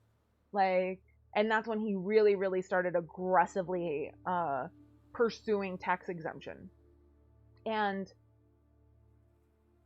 what needs to happen is that it needs to be revoked. That it needs to be revoked. And the thing is that revoking it will destroy Scientology.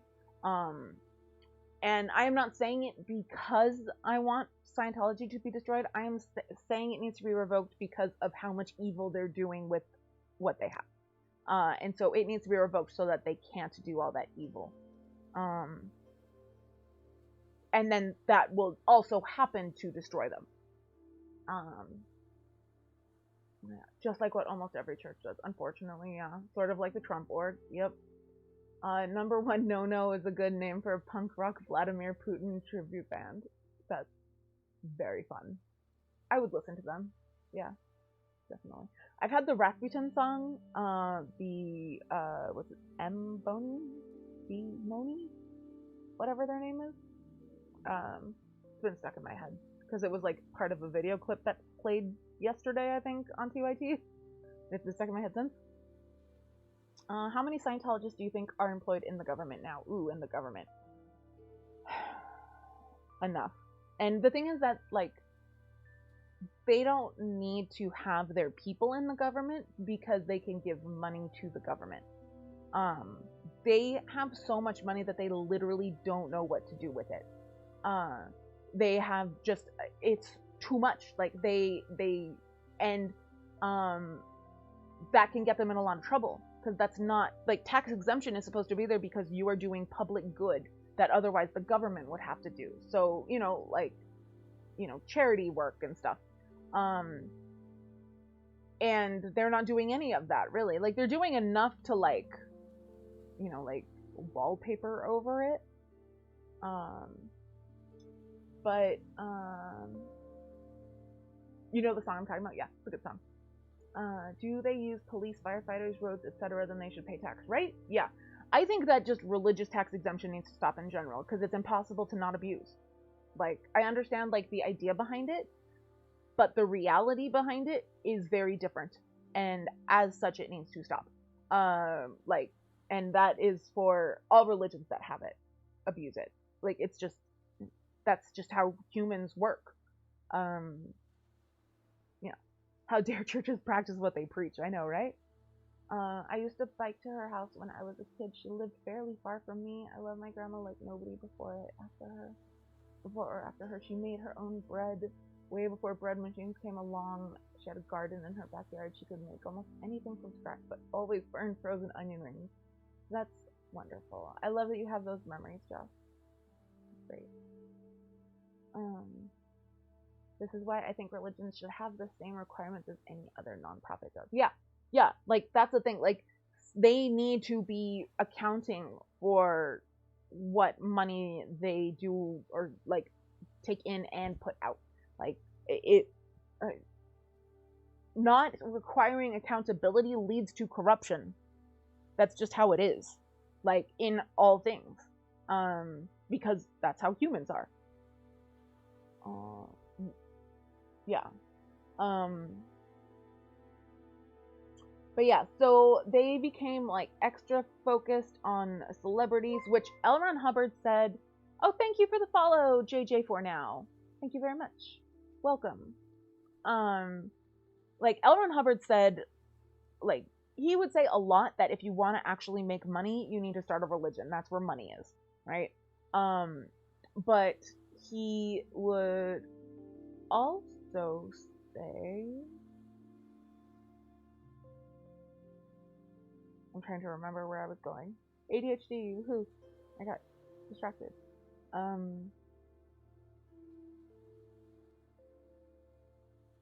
you want to make money? You do religion. And then what was the other thing he said, Smeagol? Do you remember? Yeah. I was interested by Scientology, but you got me with that weed pen. Oh, thank you. The office weed pen. And I am currently smoking a Sunday Driver, which I only tried for the first time yesterday, and I am a big fan of. It's very nice. Scientolo butt. You got me with that butt. Yeah, I get that all the time, butt. I mean, come on, Joel Osteen doesn't have to pay taxes. Exactly, yeah. And Scientology, so Scientology is basically like, if you take all of the horrible, like the worst aspects of Christianity, Catholicism, all of the worst of it, and you just like cranked it up all the way. Like, think like the six-fingered dude in Princess Bride with the death machine. Like, you crank that all the way up. And that's Scientology. Like, that's what they are. Because they take so much from Christianity and Catholicism. And then things like the Commodore's messengers that I talked about on Tuesday, like the adolescent girls that would like work as his messengers around the ship and everything, and would like learn how to speak exactly like him, so that like when they would yell at people, they would be yelling in his voice. He said that he got that idea from the Nazis. He was like, yeah, I got this idea from Hitler. Like, he openly said that. Like, Hitler had a lot of weird ideas, but he got it right with the Nazi youth. Like, Hitler youth, like, you got that. Like, he admired that. And he was like, that's how you do it. You get the children involved. And once the children are involved, like, it goes from there. Because you can take a child and you can, like, form them into whatever you want. Or, like, reshape them into whatever you want. And that's cool and not creepy, is how I feel about that. He also said, if you really want to become a god, you have to kill God. Yeah, He was also saying, like, before Dianetics Scientology days, he said about how he would comment on, like, how he can't decide if he wants to destroy the Catholic Church or create a new one. Like, that was another thing that he would say. Like, he was not subtle with any of this, and he would say it repeatedly to multiple people. Mega churches are gross too, agreed.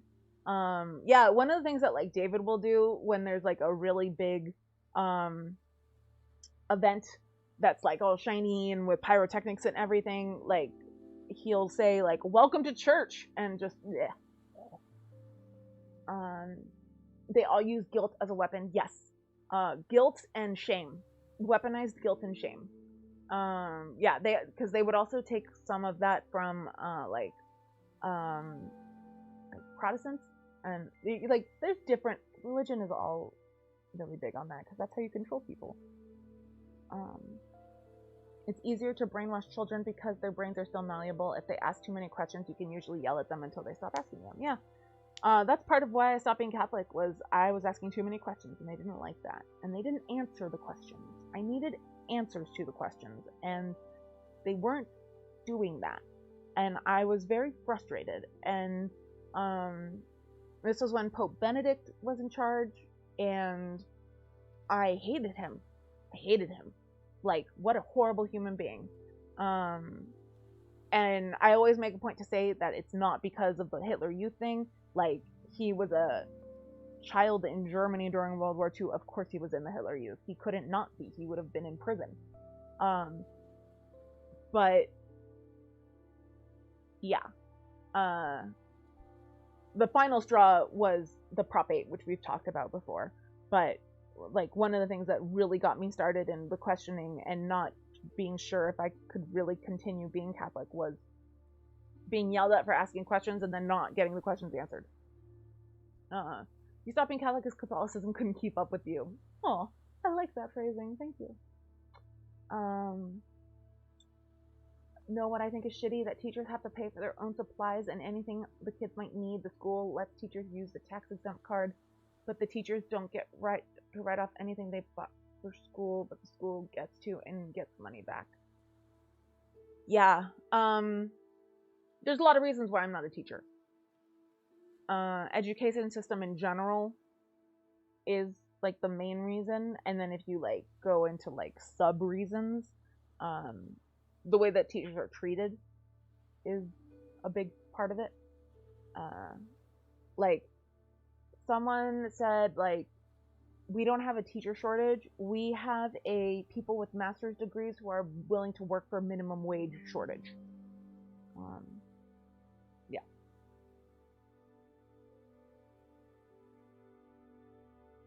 Yeah. Yeah.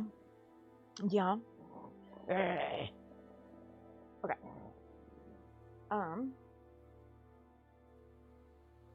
Okay.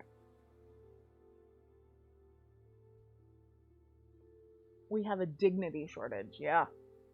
That's it.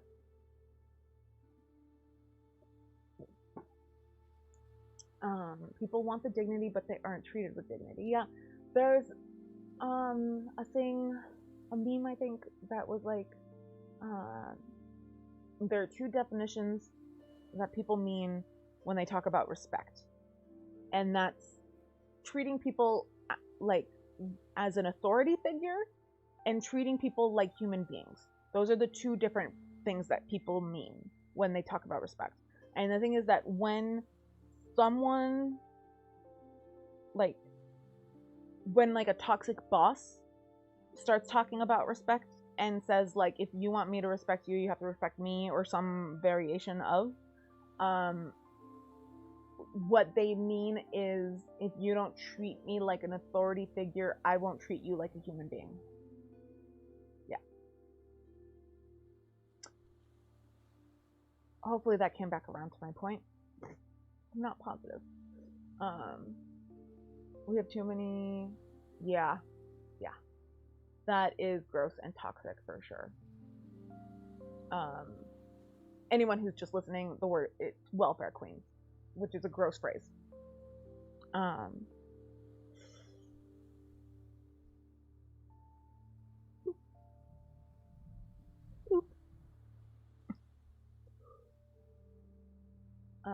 Respect for the sake of power versus respect for the sake of compassion. Yes. Yes. That is very well put, Aximom. Also, hello. Lovely to see you, as always. My neighbor sometimes gets drunk and talks like that. Yeah, lots of,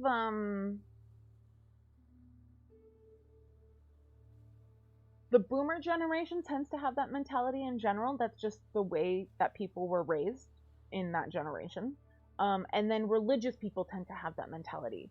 And so when you combine boomer and religious, it tends to be that, you know?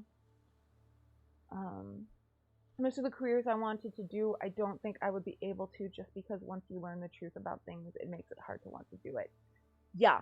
I try not to talk to my neighbors. You would fit in great in New York City. I'm a weirdo who does talk to her neighbors. And yeah, I mean, not right now because I don't leave my apartment, but usually I make friends with my neighbors. We are all just sinners in the hands of an angry God. Beautiful, Russell. Hi.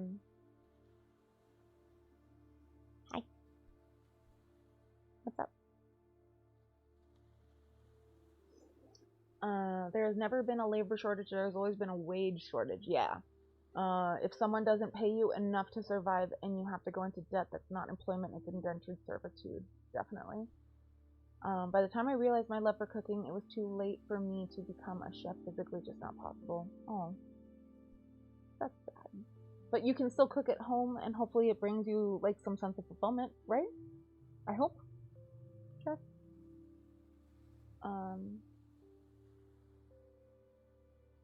But yeah. Where was I going?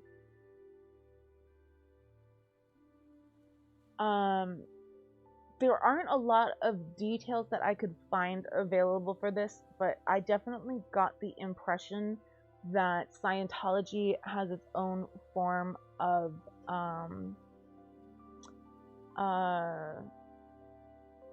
what's it called? The corrective therapy for, LGBTQ plus kids, and adults. What is it called? Y'all help me with the phrase, please. My neighbor came down the lane, has a roundhouse, no corners where the devil can hide. Oh, that's awesome. My neighbor across the street is a Trumper who says that the best man she has ever had is Bob, her bobcat skid.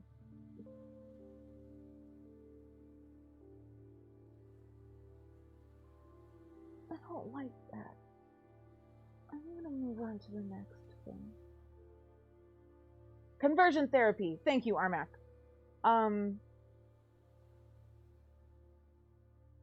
Okay. I'm good. We're good.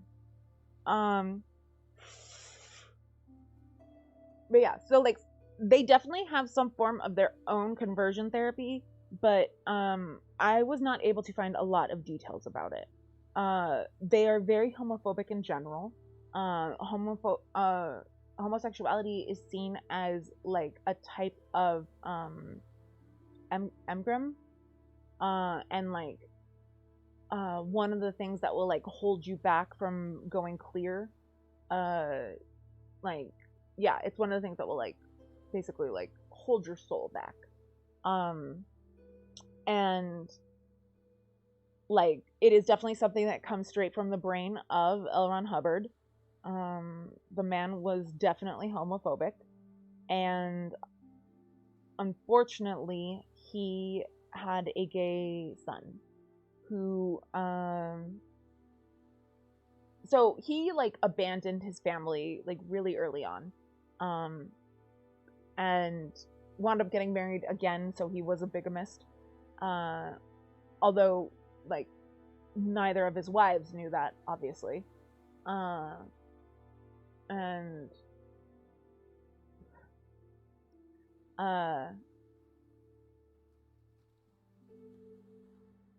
what was I saying? I got distracted. His son.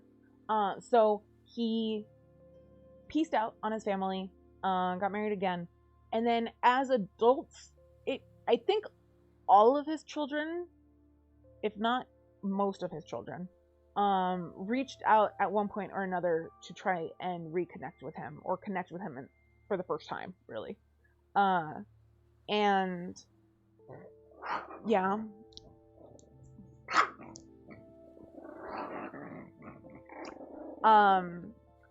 And none of them were really successful in the effort.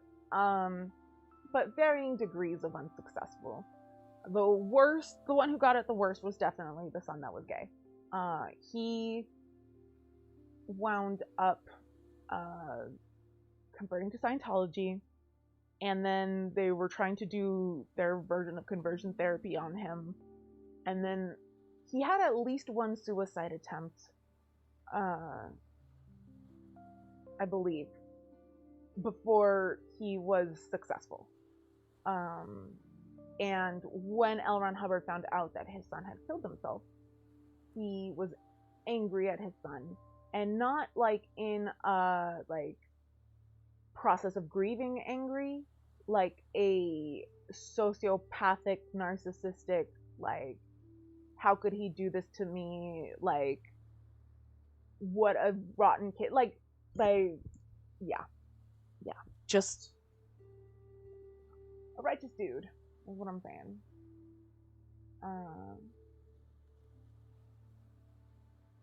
Okay. I'm still trying to figure out how people can say Donald Trump was the best president we've had since Reagan. And even then, some will say he's the best president of all time, because brainwashing works, unfortunately. And when you control what media people take in, they'll believe whatever you want them to believe, unfortunately. And people are having both their news and their entertainment controlled by Trump people. So, yeah, it's a cult. Reagan was the beginning of the end, agreed.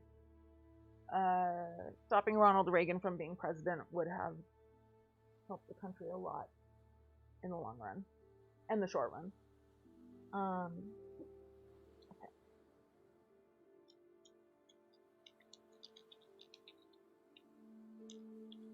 I'm still enjoying the J.R. Maraca. Will I fix it? Who can say? Probably not. I'll just let him know that he has a maraca now.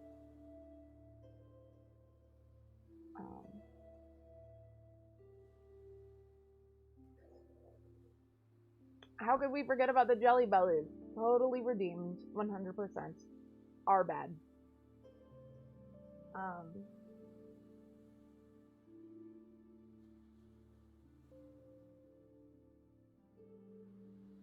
Yeah. Okay. But Nancy Reagan being a strong, empowered woman. Yep. Let's see.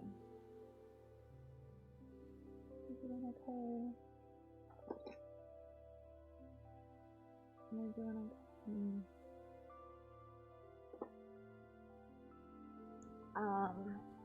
I think I got all of my funkoing energy out by doing all the drumming at the start of the stream. If only Fred Trump would have pulled out and not created Trump. That is one of my favorite TYT spots, because if you watch Anna reading, when Anna's reading the thing about Donald Trump is good at pulling out of things, like NAFTA, the Iran deal or whatever, it's too bad Fred Trump didn't, and then it fades out. But my favorite part about it is that if you're watching, John reacts when Anna says Donald Trump is good at pulling out of things, and you just see his face go, it's very funny, and it makes me laugh every single time, because I love it when people respond to the part that's not the punchline the way that I responded to it as well. Oh no, that was your tweet and someone stole it from you? Oh, that's awful, Jess. But you created that moment that I just described. So thank you for that. This counts. yeah. So I hope that you enjoy that moment as well, and that it makes the pain of someone stealing your tweet a little less.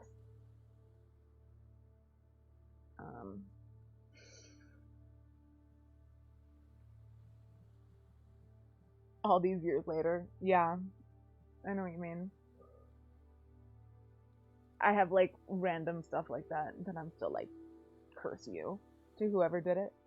But yeah, so okay. Okay, son. Talk about.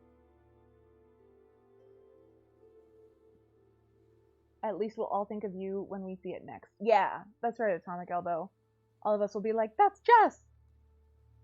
Yeah.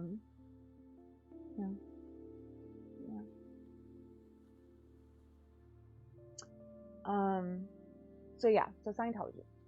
My gosh, there's just so much.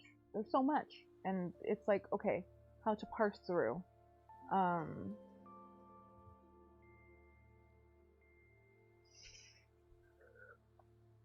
What is that emote? Oh. It looked to me like the Cookie Monster smiling with cookies for eyes. I met a lady yesterday who smelled like peaches and black tea. She had dimples and was shy but very physically present.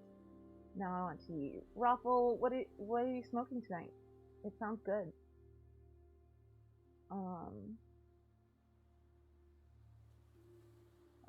Yeah, the Sunday driver is like, it's a nice like evening one. It's just like calming without like sleepy, you know? And I like ones that help with pain, obviously. So yeah, so Scientology.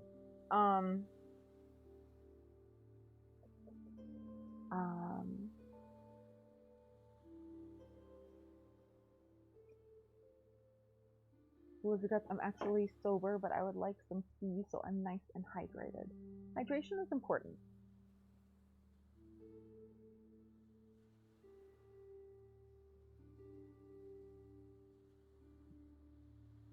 Right, Atomic Olo? Okay. So Scientologists. Where am I going with this next? That's the thing about going like being completely unscripted, is that when it's a subject that has so much to it, like figuring out where to go next can be challenging. Perpetual autism. I've heard of that strain, but I've never smoked it myself.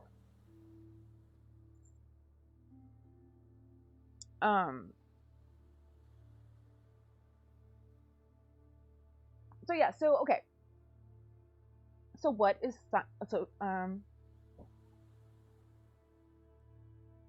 Scientology? My brain really wanted to say sociology and was not letting me say Scientology. You smoke it once and you'll be high forever.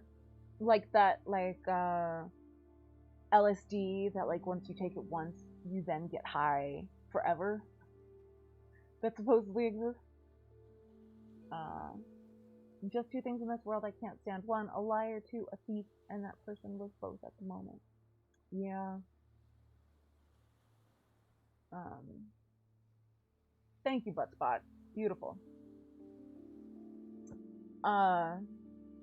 Yeah, flashbacks. Norm Macdonald had a joke about it, and who was the other one that had a joke about it recently? It was funny. John Mulaney, maybe.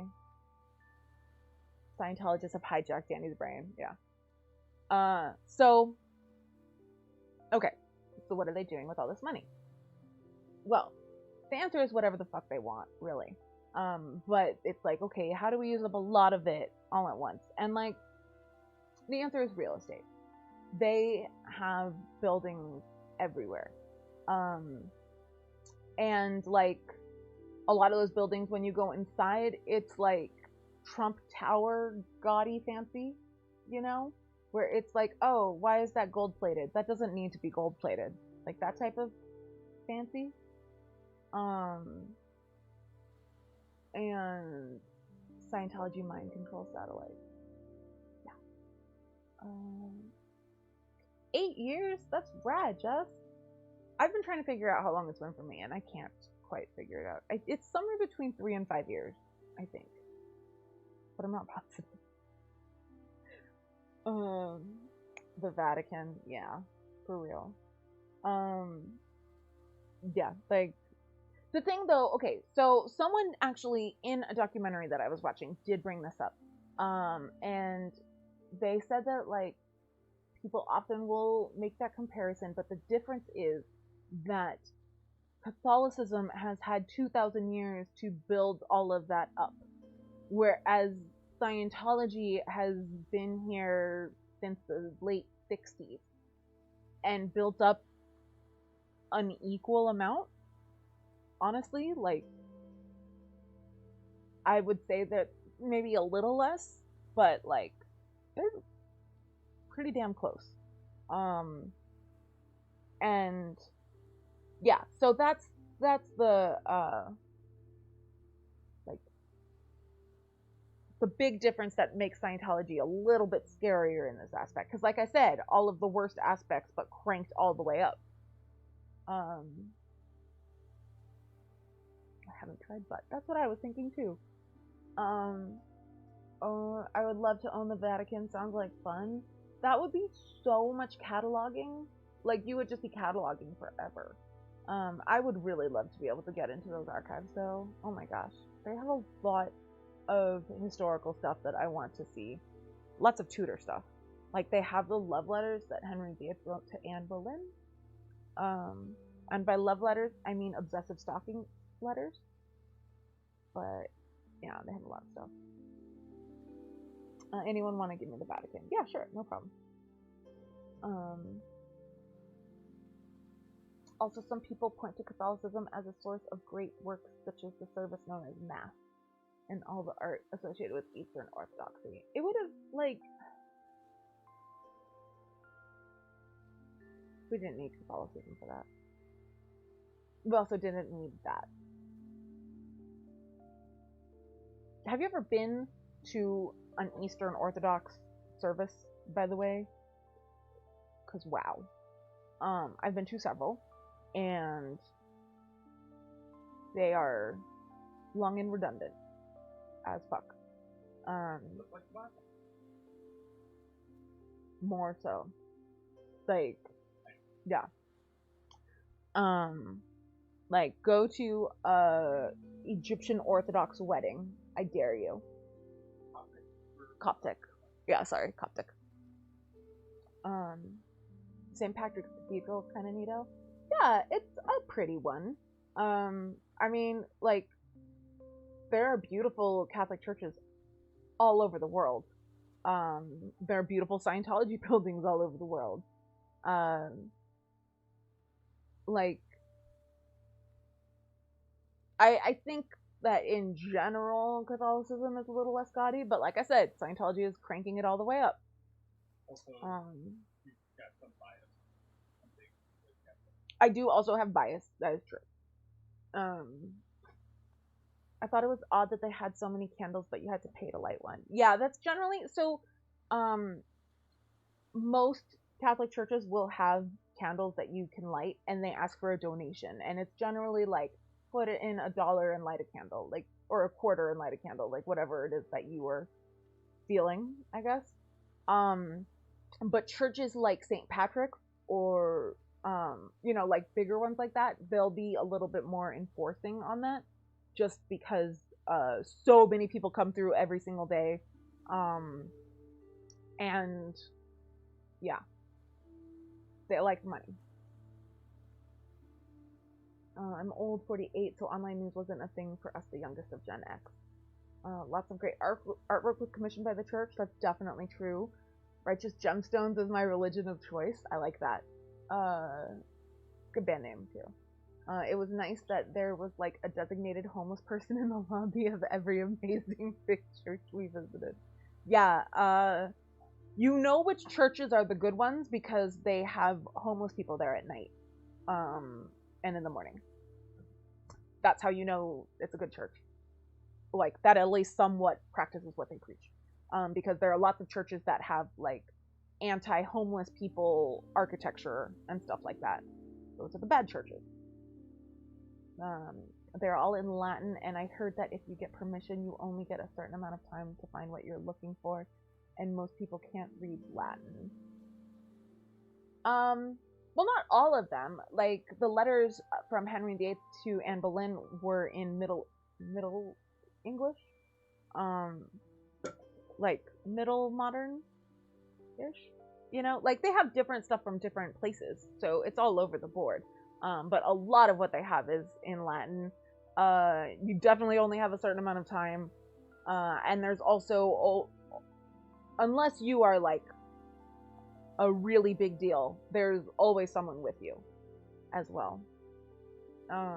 Like I just want to go into like a really old archive and just have time to just sit and read what I want. That sounds cool. If anyone wants to like unearth the Library of Alexandria, that'd be cool. Walking to Thai food, the Presbyterian nearest town square had a huge protest for reproductive rights outside it, but they could not for the life of them agree on what to chant. It was kind of cute. Aww.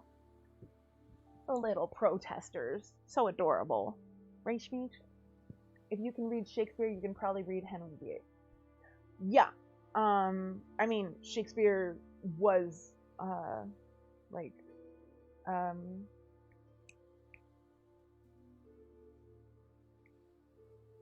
his daughter was a patron of Shakespeare. There we go. Patronized. But that sounds wrong when you say patronized in that context, because it sounds like patronized, you know? I don't know. Anyway. But yes, that is, yeah, Elizabethan. Yeah, Shakespeare's Elizabethan, and it's Elizabethan because Queen Elizabeth, who is the daughter of Henry VIII and Anne Boleyn. The vault is so huge also, and they don't have it categorized either. Yes, but they have people who work there who know where things are. And you would not necessarily, again, unless you're like a really big deal, you wouldn't actually be allowed in the vault. You would be waiting in like a reading room, and they would bring it out to you, whatever it is that you request. I've watched a lot of documentaries that involve going to the Vatican to look for stuff. But yeah, Smooth is struggling. Like, to stay awake. I know. It's adorable when that happens. You know who I wish could have written or had love letters written to her was Cleopatra. Oh, I mean, they definitely did, if only they'd survived. But they did only fairly recently find her palace, but it's underwater. So anything would have been destroyed, unfortunately. Unless it's like wrapped in leather or something. You never know. Like, things are still always being unearthed, especially in places as old as Alexandria, where like you turn over a rock and you find an ancient ruin, you know? Like, I can't even imagine growing up somewhere that old. Like, and just the fascinating things that would be so normal for you.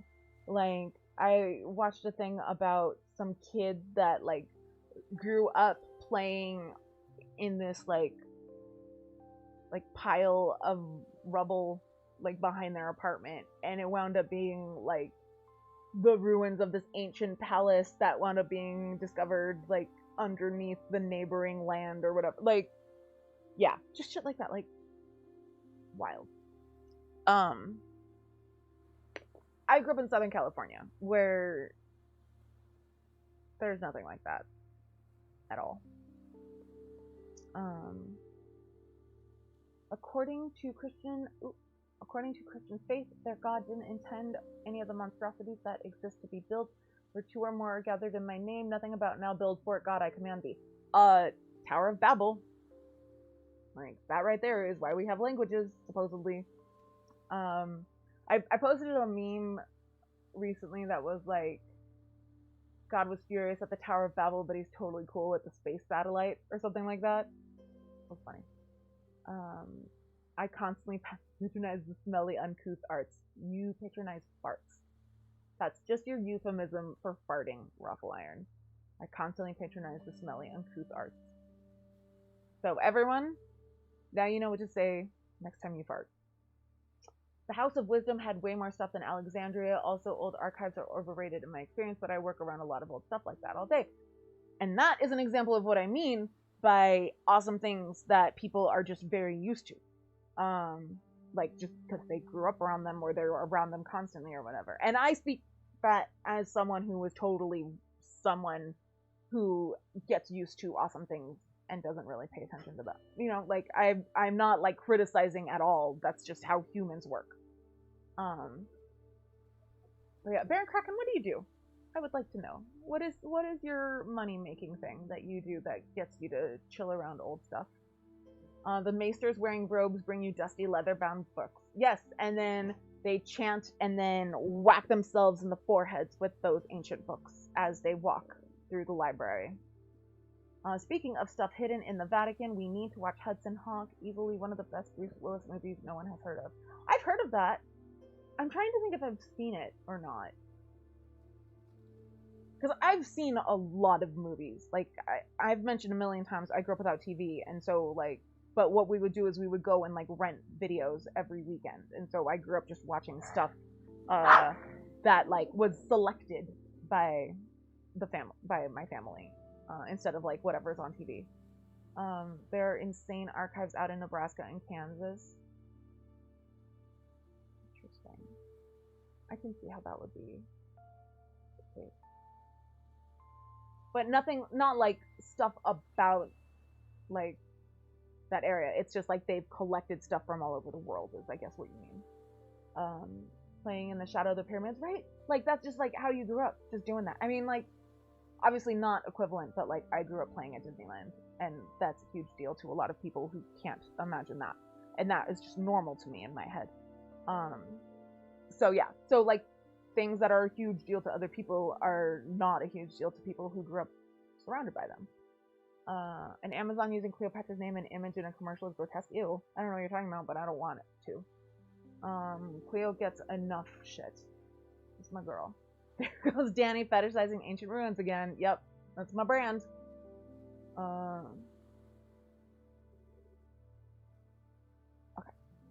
And I'm caught up. Awesome. Da Vinci's design. If we are watching Hudson Hawk, you should also listen to Bruce Willis's album Return to Bruno. Check. Have done.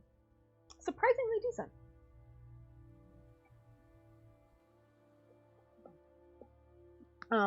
L. Ron Hubbard has music that he released, by the way. I listened to one of the songs last night. Like, lower than bass voice. Like, think like Johnny Cash at, like, the, like, lowest that he would sing. Wait, you grew up at Disneyland, or you just visited a lot? Disneyland was basically, like, my backyard. I was born right across, like basically across the street from Disneyland, and I grew up about 15 minutes away. So when I was a kid, my parents would take me after school all the time or on weekends all the time. And then in high school, that's just like where we would hang out the way that most kids hang out at malls. Like we would just go chill at Disneyland multiple times a week. And then in college, I went to college down the street from Disneyland. To a college that is nicknamed Cal State Disney because of how close it is, and it literally has a shuttle between because of how many people work there. And so like in college I would take my like books and stuff and I would go to Disneyland, and I had spots in the park that I would go and sit in and do my homework there. And then I would like grab dinner and go home. Like, so I grew up at Disneyland. Like literally I grew up at Disneyland. And yeah, I lived within 15 minutes of it my entire life until I moved to New York City a couple years ago. So, yeah, so I'm not exaggerating about it. Elron has a Christmas album, or is that not allowed? I don't know about Christmas album. I'd have to check that. You are a librarian at a famous liberal arts college. That is rad. I greatly respect librarians. Librarians, like, there are literal, like, murder mysteries that have been solved by librarians making the right phone call to the right people. Like, librarians are awesome. And have powers that should be feared and respected. You may have spoken about it before, but did you ever do the dinner deal to save money? That is at Disney World, and yes, I've only been to Disney World twice, and both times I did the meal plan, and highly recommend it. I loved it. I think they've changed it now though, so it's not as awesome as it used to be.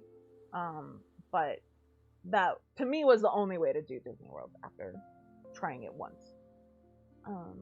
The best way to respect librarians is to shush. I feel like that would make for a really boring live stream.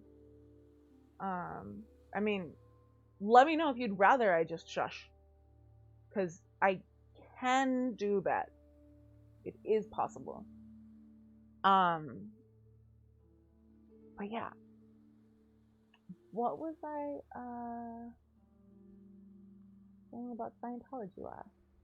Seriously, have you ever been making love to a librarian and they are too loud? No, but challenge accepted. We are all allowed to talk all the time. You butt all the time. I like that better. I'm trying to remember what I was saying last about Scientology and what else I still have to say. Because, like, on Tuesday after I finished streaming, I was like, I forgot to mention that. And I forgot to mention that. And, like, yeah. So, one thing that I definitely want to mention is the fact that, like, they have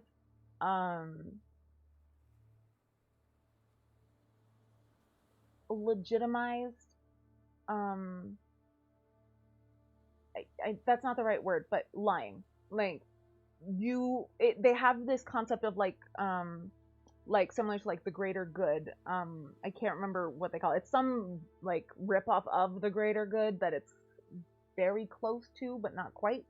And it's basically like anything that helps Scientology overall is good, no matter what.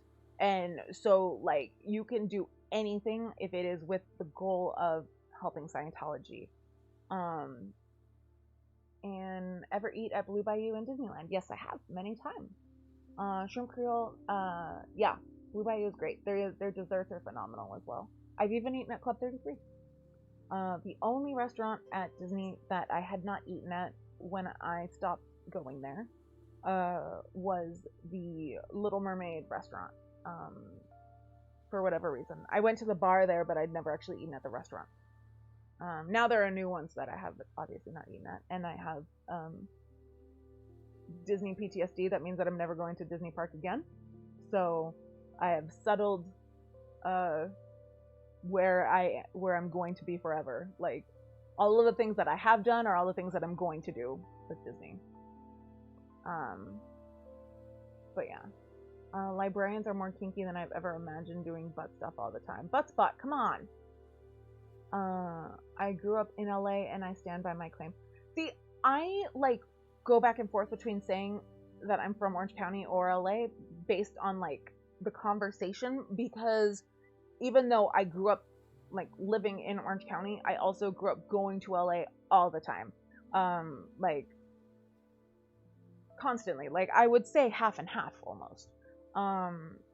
And so I don't feel like it's a lie to say it when it is applicable in a conversation. But now that people actually know what Orange County is, like, I go with that instead. But yeah. A loophole in ethics specifically for your religion, if only Catholics had thought of it. Yeah, so Scientologists have something similar with the Catholics, where auditing is basically confession, where you go in, you say, here's like the worst things I've ever done. Usually you're videotaped, especially if you're famous.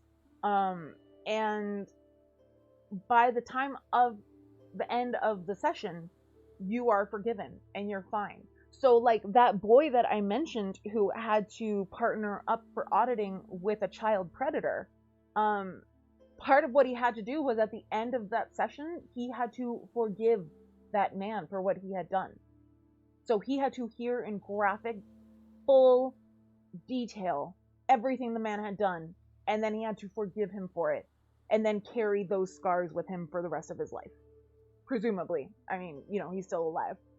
But, yeah. My mother's side of the family are all Cajuns. I know the regional food from my grandmother. That means that you can have spicy food. I'm jealous. I can't. I am very, the whitest thing about me besides my skin is my inability to tolerate spice. I've tried before. It's not a pleasant experience. And I never get very far in it. If you didn't hear, you said that I can build up my tolerance. Yes, I'm aware that that is a physical process that is possible to go through, but it doesn't. I absolutely agree. Liking spicy food is like being a masochist, because producer Brian, as a producer, doesn't want to deal with another microphone, so I get to just repeat everything like I'm Sigourney Weaver in Galaxy Quest.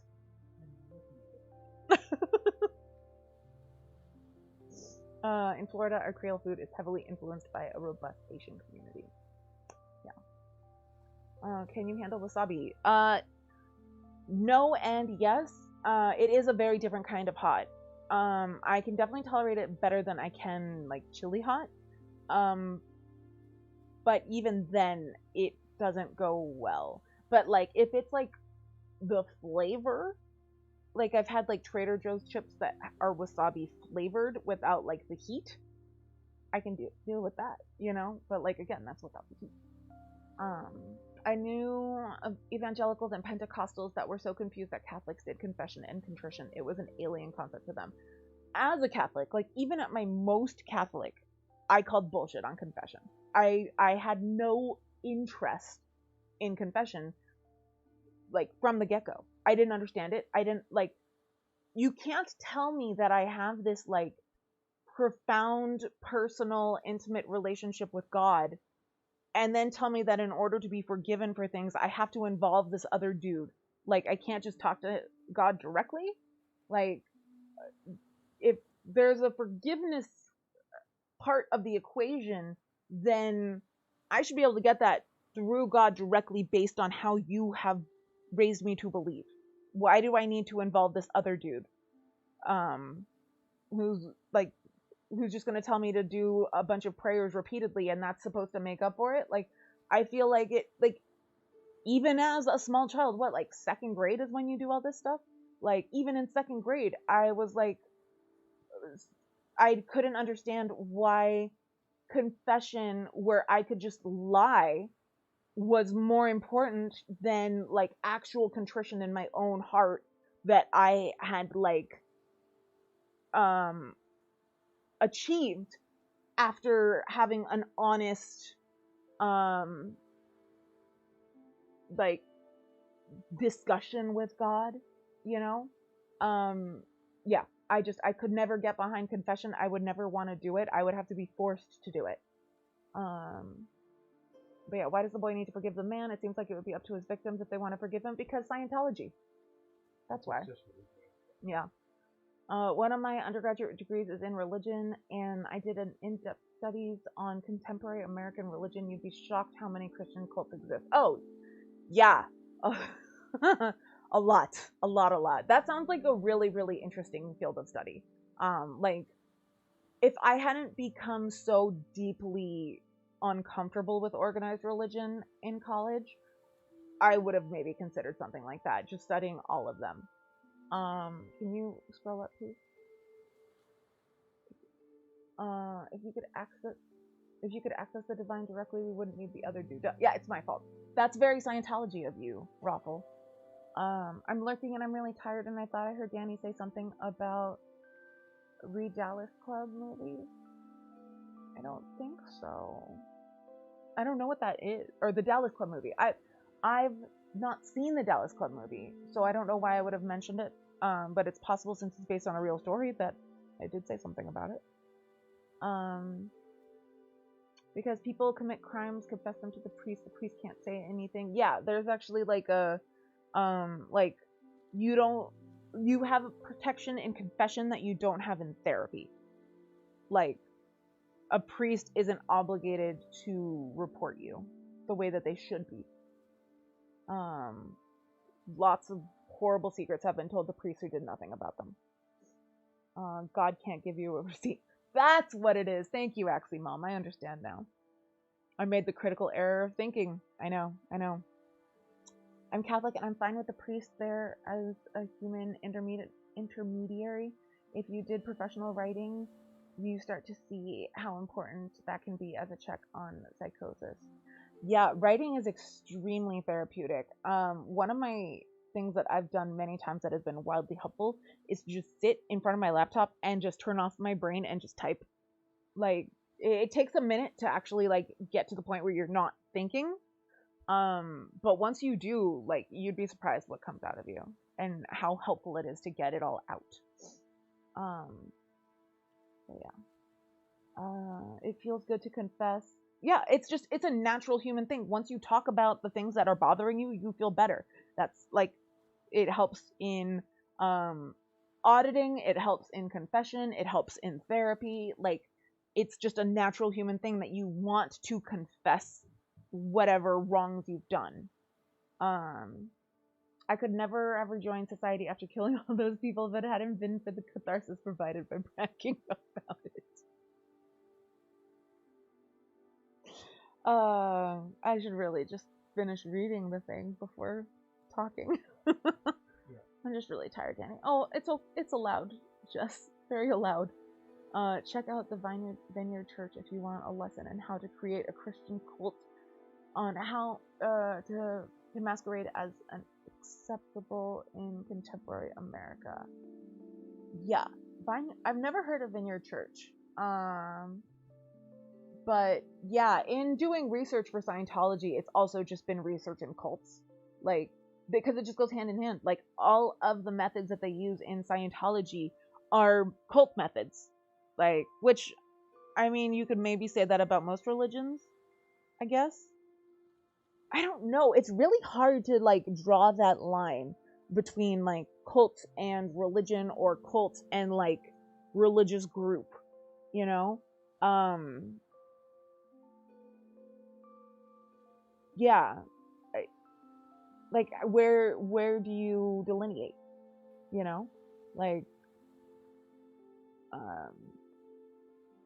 I've had debates with my sister about whether or not we grew up in a cult, just because we grew up in, like, a religious group. But I don't think it was a cult. But again, how do you know? You know? Yeah, priests, I guess, just don't have morals compared to any other profession. I'm going to be, like, overly cheesy and cliche and say not all priests. And that is very much my bias, my internal bias that I am aware of. Like, I am aware of the fact that the way that I think, there's no way that this priest that I knew growing up could have been a predator, because I knew him so well, and, you know, like, he was so important to me. Lots of people think that about the priests who are predators, you know? It's entirely possible that I do think that about a priest who was a predator. And there's no way for me to know. But I have to believe that not all priests, like, I have to believe that, like, part of what draws most people into wanting to be a priest is having a moral compass. But that same thing is what attracts people who don't have a moral compass. It's one of those unfortunate contradictions.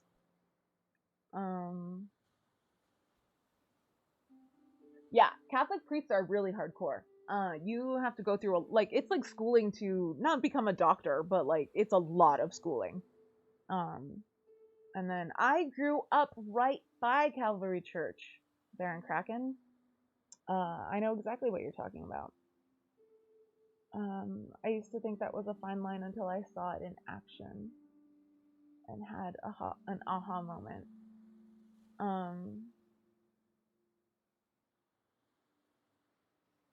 No. Yeah, Baron Kraken, I'm really glad that you're here tonight to contribute, because you have really good knowledge. Have I ever heard of the Church of the Iron Rod? Only because of that video that went viral last year or the year before about what's her name, Michelle Bachmann, I think, and then that Trump's like spiritual advisor lady who did the thing that Anna's like super obsessed with, the victory, victory, victory. Yeah, that's how I heard about that. I hadn't heard about that before. Yeah. I meant when it came to reporting crimes, not like it. Yes, that is definitely a big problem. Is that, again, I don't want to say all priests, and again, I'm aware that that is my own internal biases as having grown up Catholic. But most priests are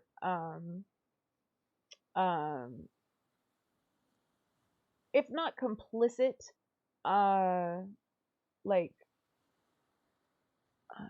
enabling, and I think, and I do think all bishops, like everyone higher up in the church than priests, like, because individual priests are, you know, like they have power over the people that they are priests over, but in general they don't really have that much power, you know. But once you become like a bishop, that's when you start getting real power, and that's when you know who the predators in your community are, and that's when you, instead of turning them into the police, transfer them to a different church. Like those are the people who actually have the power to make a difference and to help people and to stop bad people and just choose not to. So yeah, so not all priests, but yes, all bishops.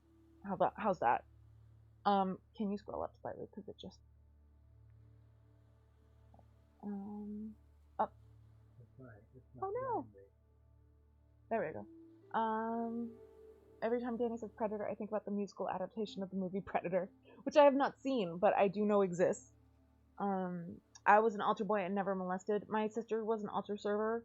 I wanted to be an altar server, but when I wanted to be, it was still only altar boys. Like, I was the very last generation to not have altar servers. Because it was like, literally like right as I aged out of having any interest is when they opened it up to girls. So yeah. My Paris priest is in prison for molesting kids. Oh, I'm so sorry, Atomic Elbow. That's awful. Sorry that happened to your community. Yeah. And I'm very glad he's in prison. Good night, Jess. I hope you have a wonderful sleep.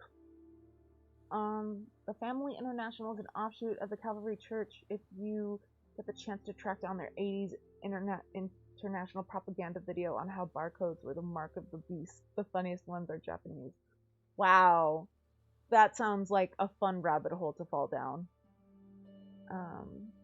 He might be out now. He got about 10 years, I think. Like, since leaving Catholicism, I have learned so much about Catholicism that has made it so that it is, like,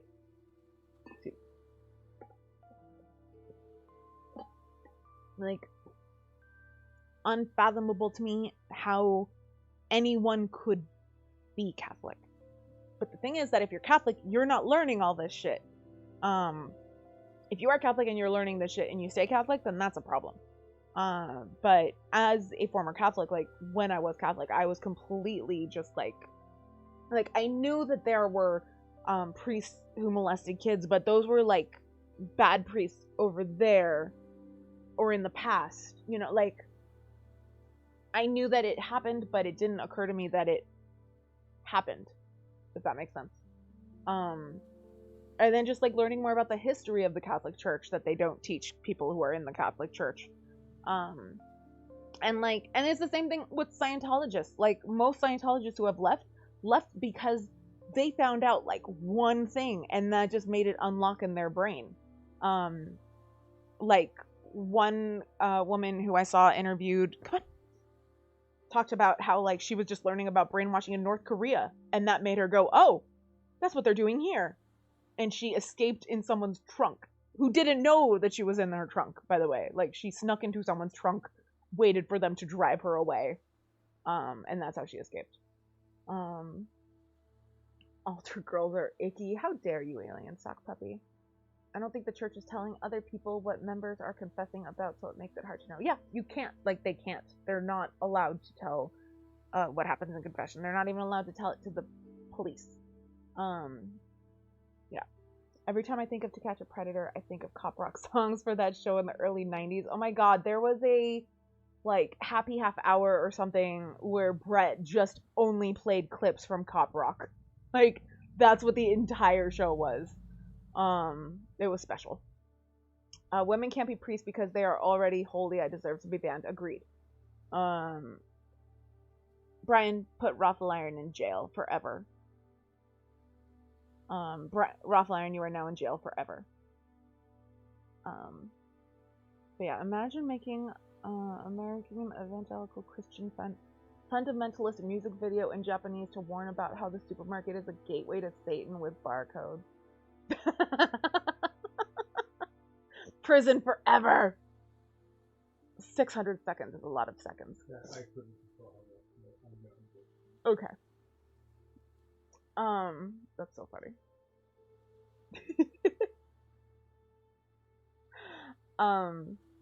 Yeah, I've like the like invention of barcodes and like scanning them, like it was like a smaller version of how people react now to 5G or how they reacted to like electricity 100-something years ago. You know, like it's just funny.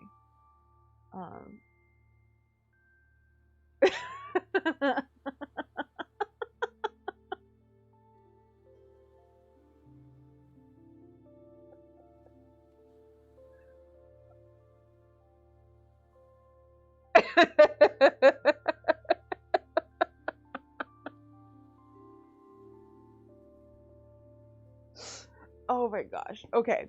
For anyone who missed it, Raffle Iron Chef said that he just wanted to do his time, but I let him out for good behavior, and aren't I so kind? It's so producer Brian put him back in prison for, how do you pronounce that?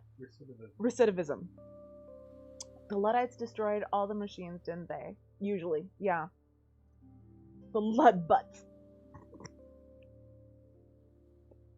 Ludbutts is good. Okay, I'm linking the video because I found it. Yes, please. Oh, snap, Aximom. Oh, no, I know the word. Oh. I just didn't know how to pronounce it. Oh, okay. It's one of those that I've never said out loud.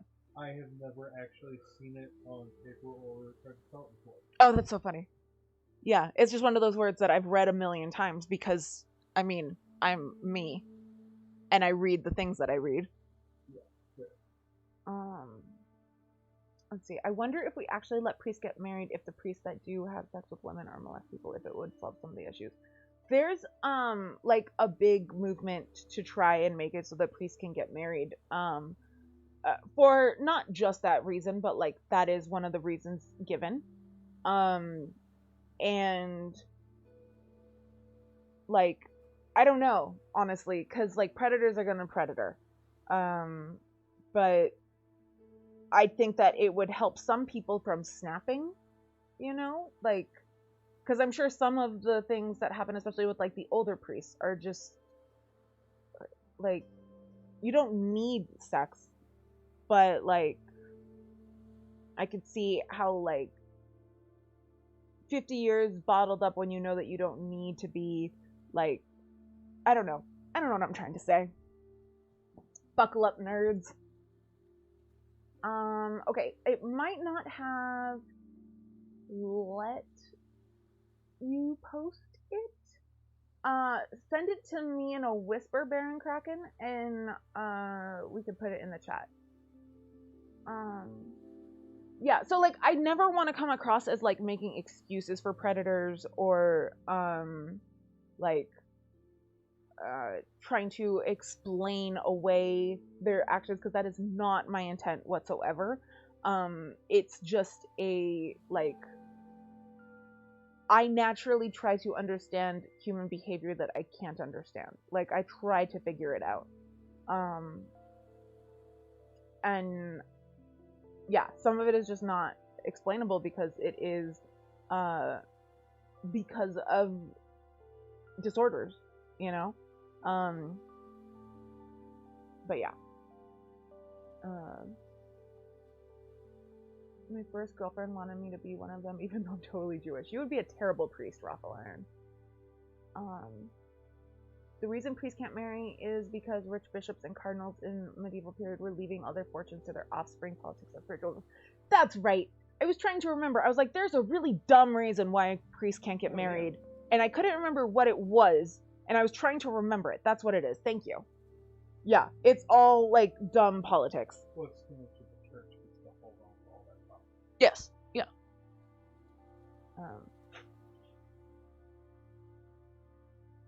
Yeah, just send it in a whisper and we'll put it in the chat.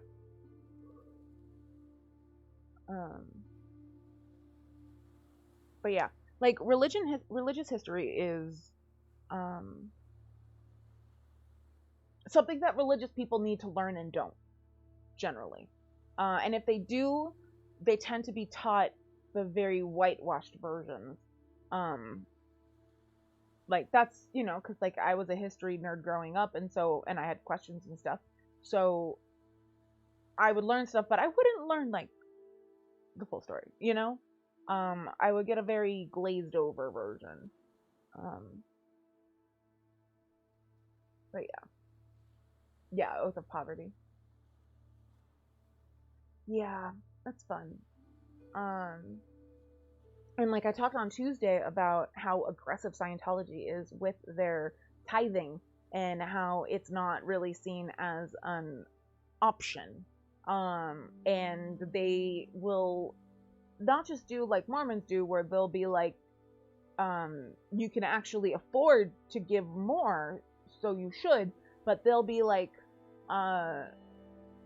surely you have more you can give. Have you taken out all of the credit cards you can? Have you mortgaged this house as many times as you can? Like stuff like that. Like they will get money that people don't have to give. Whereas most other religions that like enforce tithing in any way are looking for any money you do have to give. And I'm not including mega churches because they're not real churches.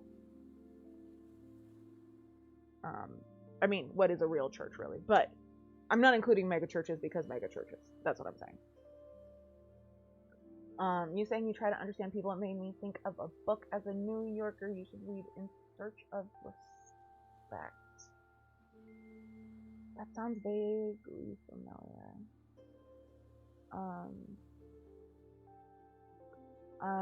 Scroll up a little. I just realized I didn't see.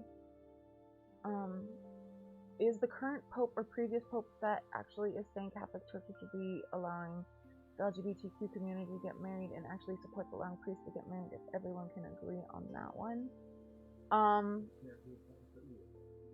Yeah, it's definitely not the previous one. I know that Francis has been a lot more liberal in certain ways, but not in all the ways, unfortunately. Like, yeah, one of the reasons that I left Catholicism was Pope Benedict and how awful he was with things like LGBTQ plus rights and such. So Raffle thinks he'd be a great priest. No one, oh, can you scroll up a little, please? No one keeps a secret as good as the profoundly autistic. Also, I don't give advice as forgive people for not finding them very interesting. Little Japanese, I know. This is a bit of a circle back, but to answer the question about drawing the line between religions and cults, there is no line. Cult, a system of religious veneration and devotion directed towards a particular figure or object. Sorry about the slow reply, working while lurking. I love getting replies. Thank you for giving a context before replying. Yeah, that's the thing. Like, where do you draw that line? Like, where? I feel like it's arbitrary. Like, it's different for every single person. Yeah. Our religion classes in college had the highest drop rate in the school. People came in thinking, oh, Buddhist philosophy, cool, and went quickly to, oh shit, this is really Buddhist philosophy and this is hard. Yeah, I can definitely see how people would look at that as like an easy pass type thing and then be shocked that it's not. All the women's studies classes that I took were like that. And then there was a class that I took about teaching special education, because at the time I was working closely with kids with special needs. That was the opposite, where I wanted it to be challenging, and it was so not challenging that it was boring and I hated it. But yeah. It's an ethnography about crack dealing culture in East Harlem in the early 90s. Oh, that is a lot. That's a big subject to tackle. Wow.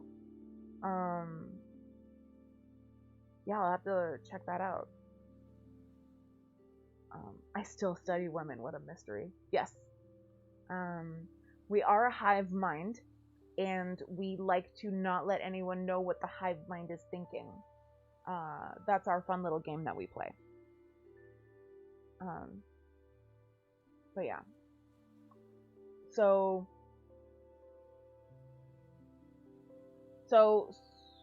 Scientologists put all their money into real estate and making the real estate pretty. And as a result, they have buildings everywhere. Like, if you live near any sort of city or largish town, you've probably seen Scientology buildings. And like, there's a whole town in Florida that they're working on acquiring, much to the anger and frustration of the residents of that town. It's called Clearwater, which they're like, well, clearly, obviously, that's about Scientology, which is, you know, sure, let's make everything about you. I'm prohibited by studying women by court order. Yes, 10 feet, please, alien sock puppy. Surprise, Aximom. Most of my classes as an undergrad were all women, and I was like the only man in roughly 75% of my classes. Yeah. I always liked classes like that, and really enjoyed talking to the dudes in those classes, because those were like actually interesting dudes who were there because they wanted to be there, and found the subject interesting for whatever reason, instead of just like, I guess I might as well take this, you know? Yeah, Clearwater.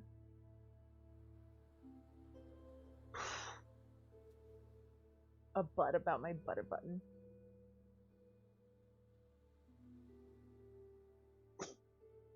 Yeah. I never hit atheism. I went straight from like hardcore Catholicism to agnosticism. Like, and just stayed there. Like, basically me leaving Catholicism was like, why should I think that I know the answer? You know? It doesn't matter, none of this matters. Oh, Aximom. You know. I went cleared. Fine.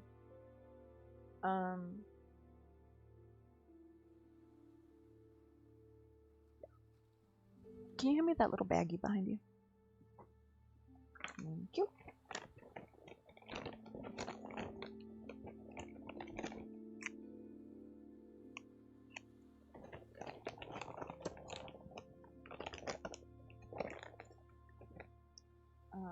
Belly button.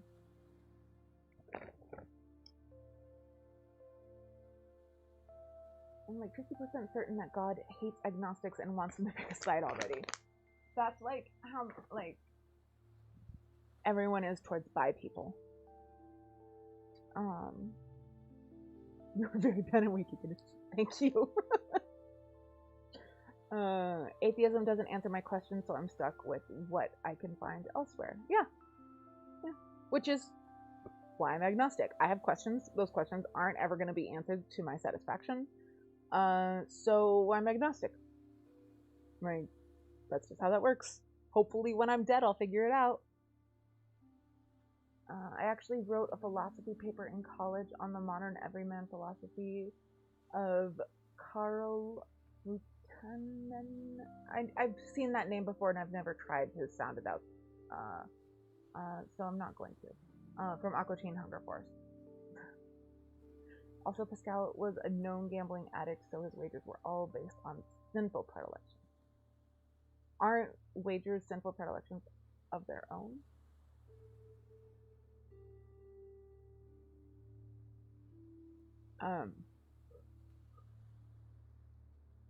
Excuse me. The bag has been sitting in the cold window for a while, so I had to warm it up, which means more smoke than I want. But anyway,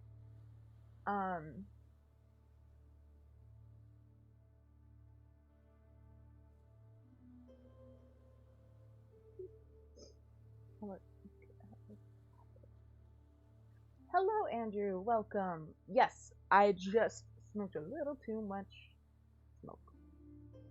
Welcome. I'm considering Scientology. I thought this was going to be an intro to Scientology. I feel like it kind of was. Like, I feel like I gave you, like, the basis of what Scientology is, according to them. And the thing is, like, the reason why, even though I'm curious, I won't even, like, walk into a Scientology center, like, even just to be like, yeah, give me a stress test because I'm curious what you'll say, you know? Like, will I break your machine? They are designed in a way that preys upon nice and polite people, like, and people who actually care.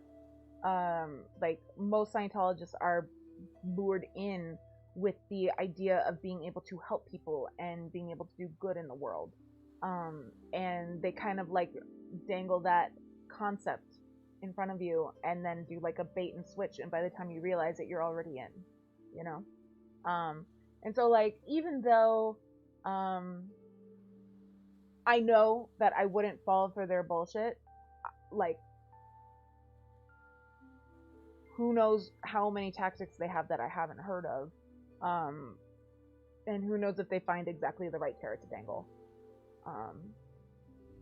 But yeah, you literally embody the life of Carl and your inability to pronounce his name. Oh, good. Your past couple streams, I was already Betty Buys. I'm glad I caught this one. Oh, good. You kind of caught towards the end, but you did catch it. So, and the VODs are always up if you have any interest in watching them. I'm curious how the VODs play. Some of them clearly play well because they get a lot of views. But, like, I don't know, my interest in Twitch streams is, like, joining them live and, like, interacting with them. So it's always interesting to me just, like, watching the VODs. But yeah.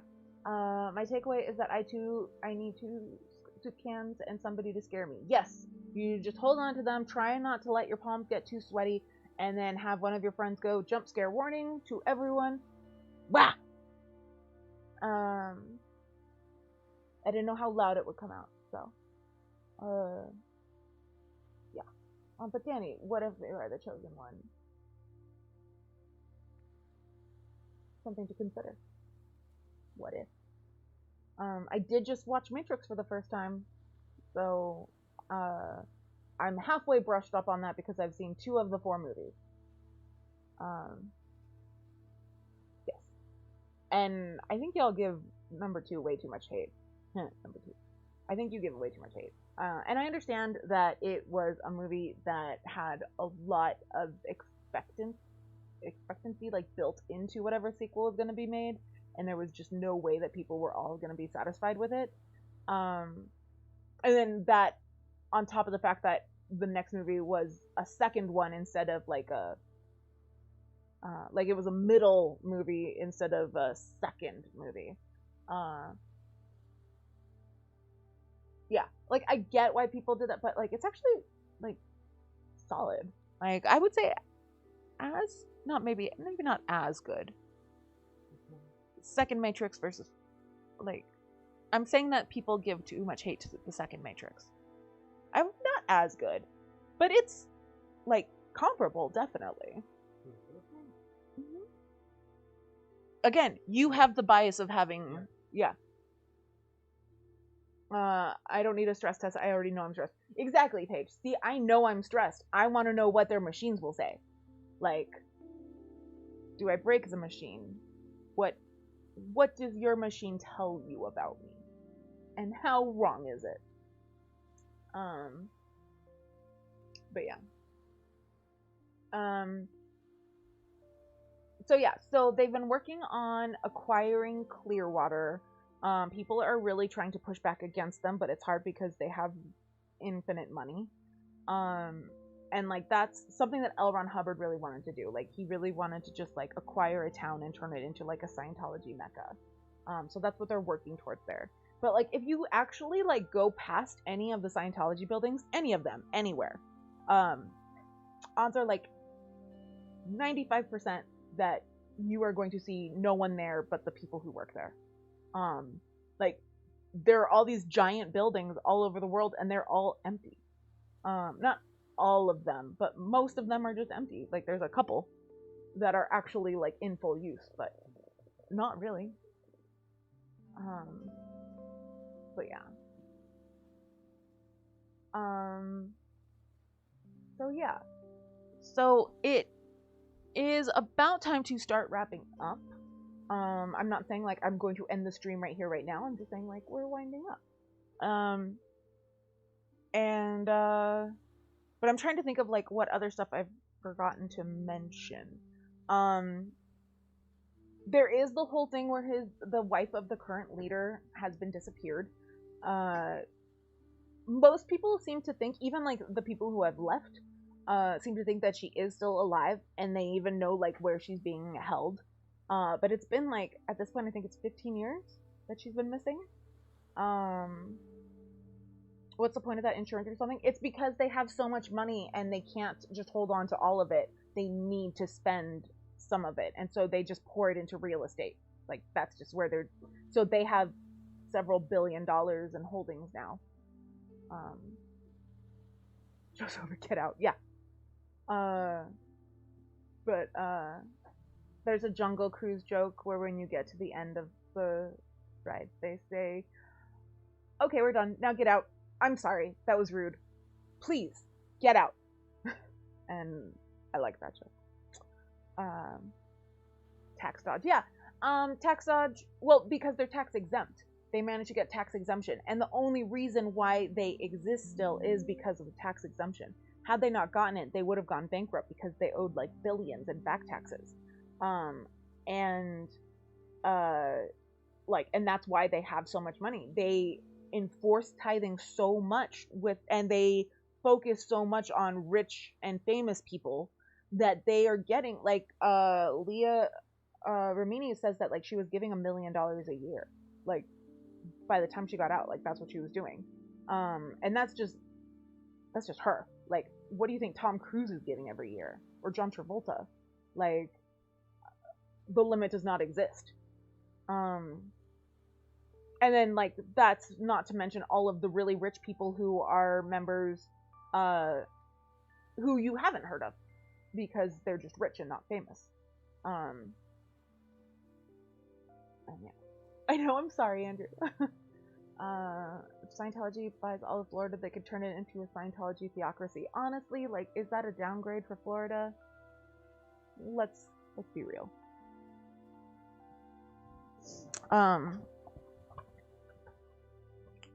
But yeah.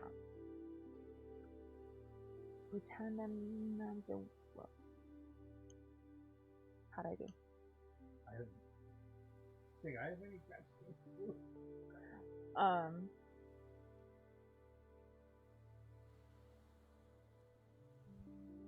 Florida is basically still a swamp. Yeah.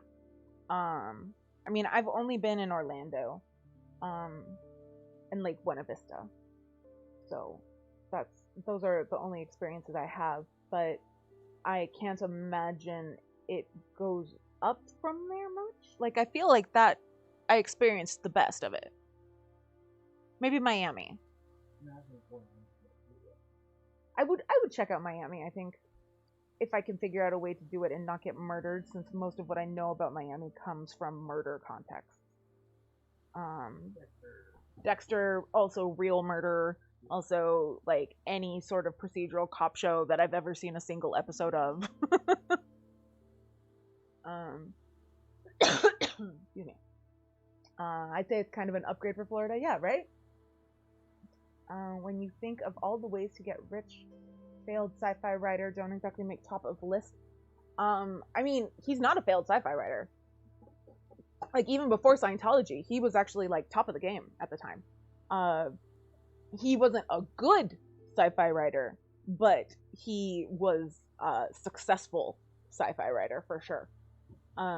Like, and like towards the end of his life, like he was in hiding basically, because of all the money he owed to the government and whoever else, and was like had been like refusing to tell anyone. I think he was in Clearwater at this time, and he had like not told anyone who he was because he was in hiding. And then one day he finds out that like the tailor or something is a sci-fi fan and can't resist saying, well, you know, I'm L. Ron Hubbard. And the guy was like a big fan of his and everything.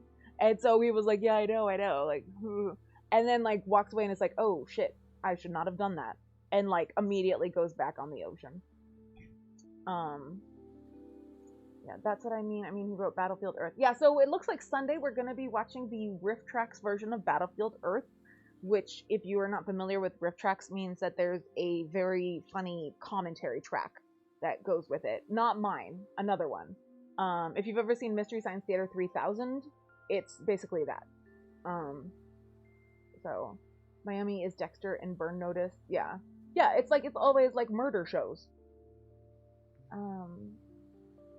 Burn Notice was a fun show. It really made it look glamorous to be a security consultant. Okay, let me tell you, all of those shows make all of those jobs look glamorous. My mother's a retired forensic scientist, so I grew up, like, very familiar with all of this stuff. And it didn't occur to me to see it as cool, which I know, like, all kids don't think that what their parents do is cool. But, like, it didn't occur to me to see it as a cool thing until, like, high school. And even then I was like, but it's actually boring.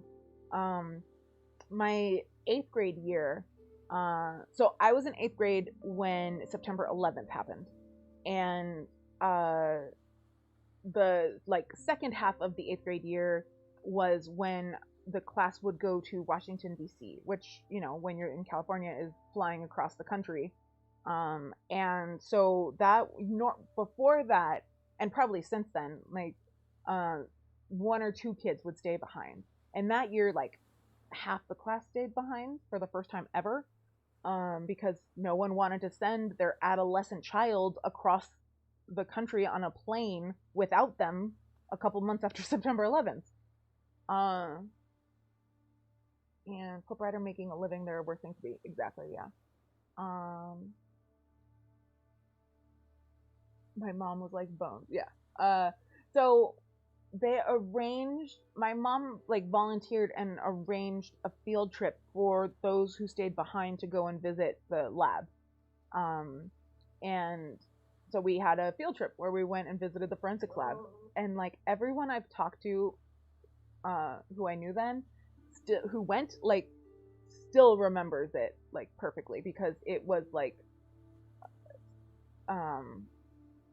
such a unique experience that I think was also kind of a little bit of a disappointment for them all, except for some of us. When we arrived at the building, it was a big group of us, and so we had to like take it in shifts up the elevators. And so my mom sent me and some of my friends in with one of her coworkers who had like just arrived at the building and was like heading upstairs anyway. And so she's like, oh, here, can you like take my daughter and her friends who are standing near her? And who were not all my friends, but you know, he had a like folder with him that he was carrying. And I don't remember if like we saw something or if he just and asked or if he just showed us. But in that folder were very gruesome photos of a rifle suicide scene. I've seen lots of crime scene photos since. Worse crime scene photos, arguably. But I still remember that one vividly. As do all of the people who I still talk to who were in that elevator with me.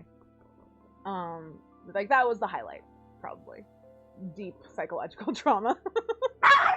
So, can I see that so I can scroll up to where I left off? Yeah. But yeah, so.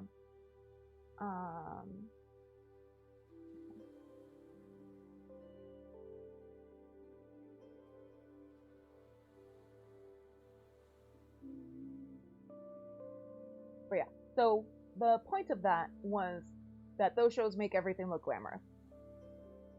There we go. Battlefield Earth is so good. Shut up, Ravel Iron. You've already been in prison twice tonight. When I think of Miami, I think of the Miami Connection, despite the fact it takes place in Orlando. The OC was filmed in Central California. Not a single bit of that show was filmed where I grew up.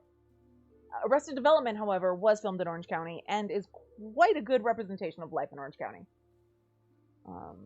If you've ever watched Arrested Development, I actually grew up in the area where Buster thinks he's in Mexico. That episode is the funniest thing I've ever seen in my entire life.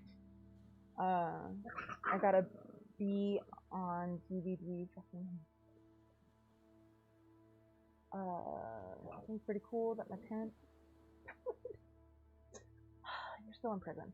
Okay. One of the original hosts who turned out to be a predator, and I think they caught him on the show because he was off or something? Oh my.